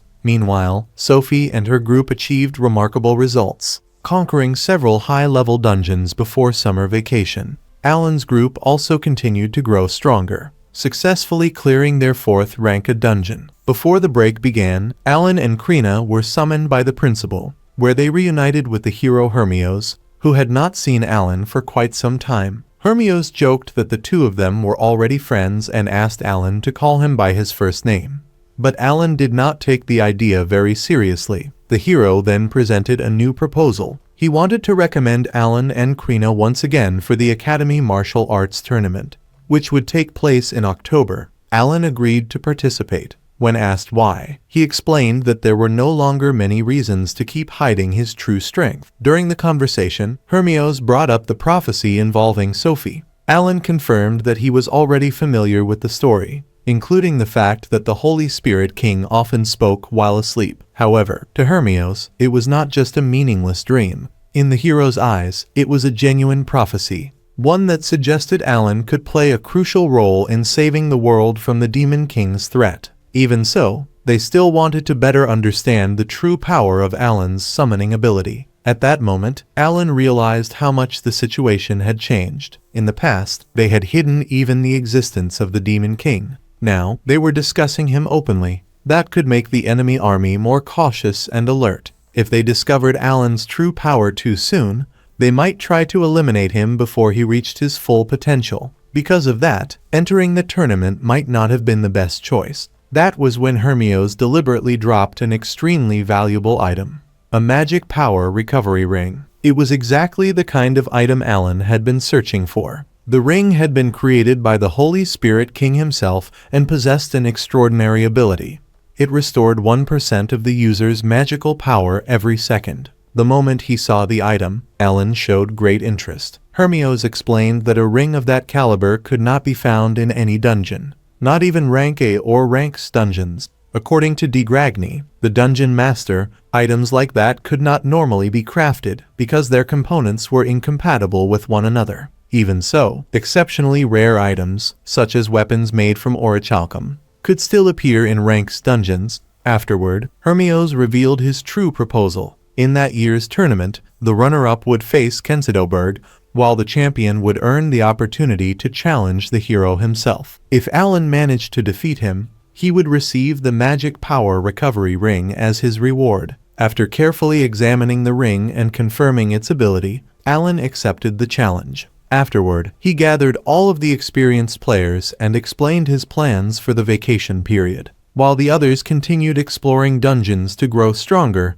Alan would operate alone. His main goal was to defeat the hero, but to do that he needed to gather an enormous number of magic stones. For that reason, he planned to visit every adventurer's guild to collect resources and materials. While Alan focused on those preparations, his companions would work on conquering the 5th ranked dungeon and meeting the requirements necessary to reach rank S.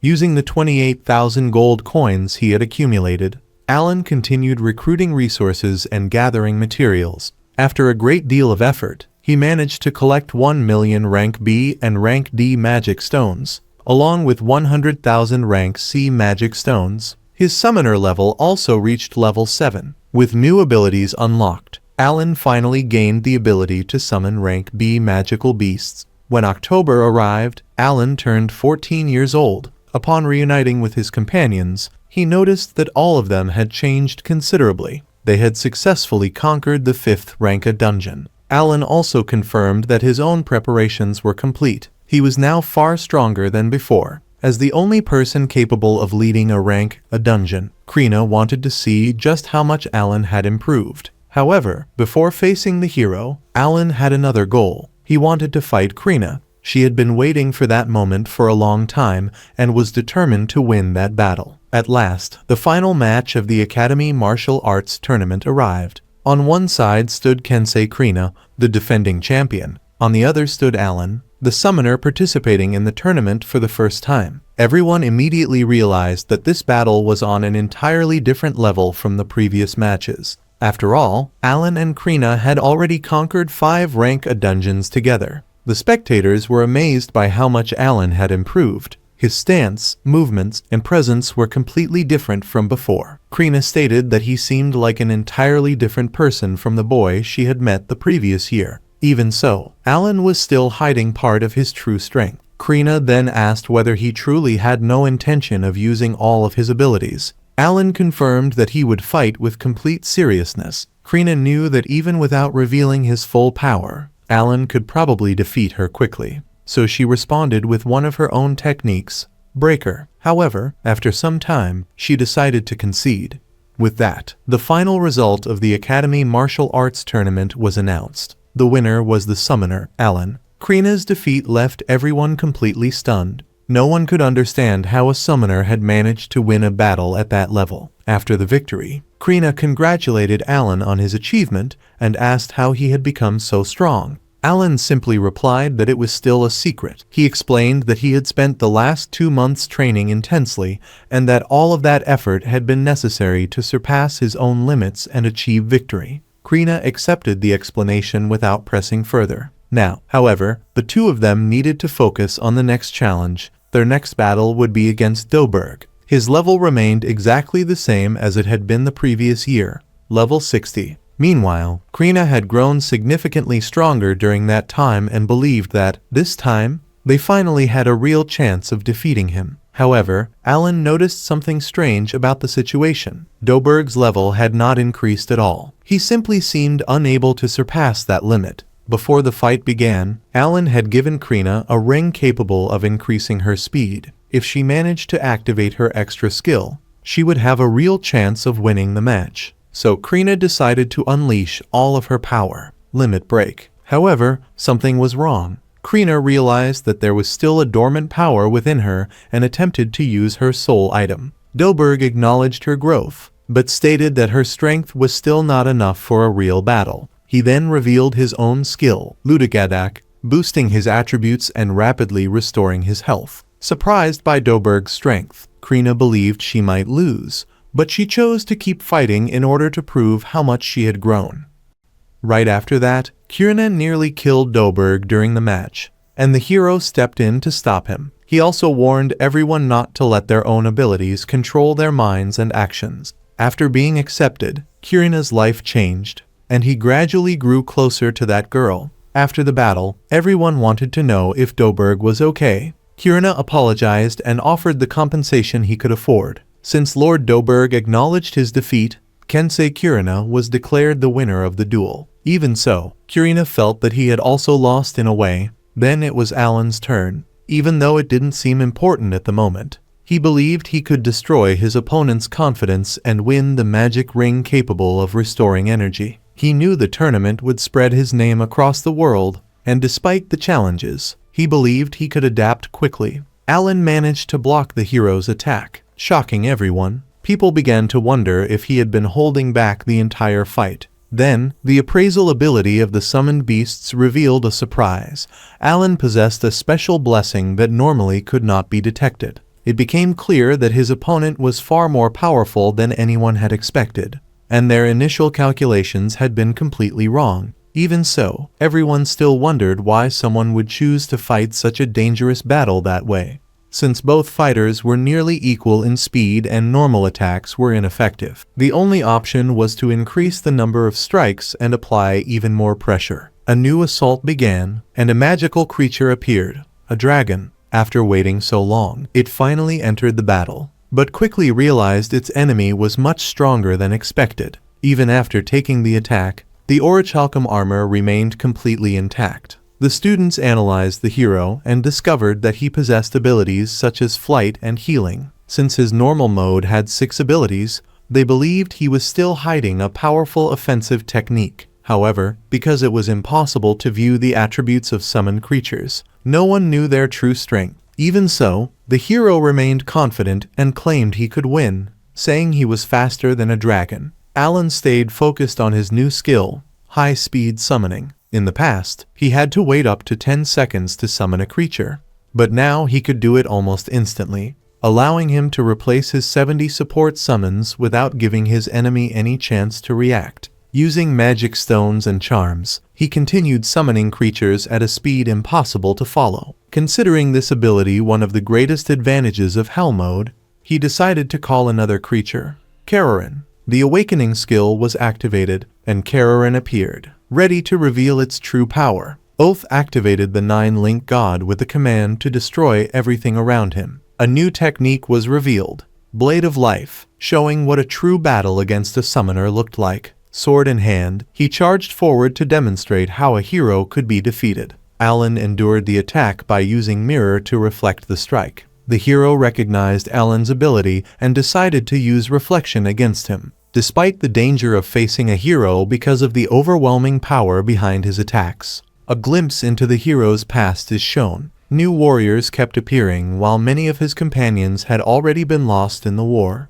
Hermios decided to entrust the ring to someone important, believing that this encounter might bring a new hope. Before they could continue, the hero's extra ability was about to be unleashed, making everyone wonder if there was any way to stop it. Without hesitation, the hero prepared his strongest attack, gathering all of his hope for victory. Then, the final blow was unleashed. Alan lost both of his arms during the battle, but thanks to a healing ability, they quickly returned to normal. The hero realized that Alan still intended to keep fighting, and told him to stop while he still could. In his view, Alan should have already understood the enormous difference in power between them and realized that continuing a battle against someone far above his level would achieve nothing. To the hero, the best choice was simply to give up. Alan knew the hero was far stronger than he was, but he believed that giving up meant abandoning any chance of victory. As long as even the slightest possibility remained, he could not simply walk away and close off that opportunity. Then the hero asked a question that made Alan reflect. If, after passing through that door, all that awaited him was despair, would it still be worth moving forward? Alan immediately understood the true meaning behind the question. For almost his entire life, he had faced challenges that seemed impossible to overcome. Even after reaching the maximum level, he still had to keep fighting, carrying alone the burden of being humanity's hope. However, if despair was truly what awaited him beyond that challenge, then there was no reason to be afraid. After all, Alan had already overcome countless obstacles and always found a way to keep moving forward. Because of that, he believed he could overcome whatever stood before him. After that conversation, the hero approached and handed the ring to Alan. Surprised, the boy asked if it was some kind of joke. He could not understand why someone would simply give away such an important item after all that fighting. The hero then explained that he had received an order from the Spirit King. The ring was meant to be given to the original summoner. Upon hearing that, Alan realized that the hero had possessed 2 rings from the very beginning and that the entire battle had only been a test to evaluate his abilities. The hero explained that the Spirit King was an extremely generous person, and because of that, he decided to provide another ring so Alan could obtain what he had been searching for. Although still frustrated by the entire situation, Alan accepted the gift. After that, the hero asked if Alan was ready to continue the battle for another round. This time, however, Alan immediately surrendered. He had already obtained exactly what he wanted. Alan admitted that the gap in power between them was simply too great, and that continuing the fight would serve no purpose. Now that he had finally acquired the ring, his mission was complete. 1 week later, a ceremony was held at a hotel to celebrate the victory. During the event, the participants reflected on the extraordinary competition and highlighted the emergence of several incredibly strong new contenders. In the end, everyone was encouraged to keep training diligently, as the future of the kingdom would depend on the warriors yet to come. Alan realized that even after everything that had happened. Meanwhile, another question came up. Their weapons had previously been confiscated, so everyone wanted to know where the new weapons had come from. Alan explained that he owed a great debt to the Granbell family from the time when he was still known as Nord. Because of that, he had chosen to continue protecting the family from any threat, taking on the role of their bodyguard. Several months later, King Rudder was officially crowned. While the Grand Ambassador finally assumed his position, perhaps the threats made back then had truly worked. During that time, Alan and his companions continued improving their abilities. He managed to defeat the heavy dragon without even needing to use Krina's extra skill. Although it had taken some time, he thanked Griff for the help. Thanks to their rank B summoned beasts, even rank A dungeons had become much easier to clear. With every new battle, the results became more apparent. One of his companions realized that he had leveled up, bringing great excitement to the group. Meanwhile, Maru seemed close to reaching her maximum level and needed only 2 more attempts to achieve it. After an entire year, a golden treasure chest appeared once again. The discovery excited everyone because they knew rewards of that level were incredibly valuable. They had continued making progress, and now a new opportunity had appeared before all dedicated adventurers. Since they had conquered all 5 rank A dungeons, their stamp cards would be exchanged for invitations to a ranks dungeon the following year. However, before they could enjoy their accomplishment, an unexpected trial appeared before them. The university's dean was brought in to explain the situation, and everyone received an urgent order. The 5 students were to head to the battlefield on behalf of the kingdom of Ratashi. The news shocked everyone. They questioned how second-year students could be sent to war. In addition, Sophia Lone, Homer, and Merle were also ordered to return to the Rosenheim-Baki's empire, along with all the other transfer students from that academy. When they asked for the reason behind the order, they received their answer. Their destination was Rosenheim. A force of 10 million demon lords was advancing toward the Baki's empire, located on Rosenheim's central continent. That number was 10 times larger than the enemy army's usual size. The situation was then explained from the beginning. Up until that point, the Demon King's army had mainly attacked the weakest continent, the central continent. Rosenheim remained protected by the Holy Spirit King. This isolationist way of governing had created a major disadvantage, as Rosenheim now had to face an enormous threat almost entirely on its own. As a result, everyone began asking what was happening on the central continent and within the Baki's empire. The answer was that neither location had become a battlefield yet. However, the situation remained extremely dangerous. Around 2 million demon soldiers were still waiting on the central continent, while the Baki's empire had roughly 1 million soldiers prepared to resist. Even so, another concern emerged. If they waited too long, couldn't the enemy simply attack every territory at the same time? In addition, everyone wanted to know what had happened to the elf healers stationed on the central continent. It was explained that they were returning to Rosenheim under orders from their organization. This meant that the Demon King's army on the central continent was likely waiting for the elves' healing potions to run out. Once everyone understood that possibility, the sense of despair grew even stronger. Would the central continent really have to face 2 million demon soldiers without any healing items? To many, that seemed completely impossible. However, someone pointed out that there was a hero on that continent. Even so, the situation remained complicated. There were more than 50 major fortresses along the front lines, and even an exceptionally powerful warrior would struggle to protect all of them. There was no guarantee that a single person could defend such a vast territory against an army of demons. In addition, although an army of 10 million soldiers had initially been reported, only 6 million had been accounted for so far. Then another alarming piece of information surfaced.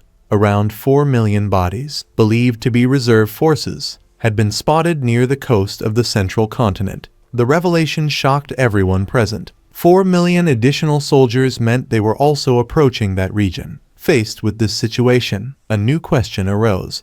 Perhaps the safest option would be to head for the Gurmut Empire. The fall of that empire could have devastating consequences. Furthermore, there was still the kingdom of Latash, a land where many people did not even know that the Demon King truly existed. If that threat reached them, chaos would be unavoidable. Everyone present had someone or something they needed to protect. Because of that, the question was ultimately directed at Alan. Given the circumstances, what did he intend to do? After weighing all the risks, Alan reached a decision. To him, there was only one possible choice. They had to save Rosenheim,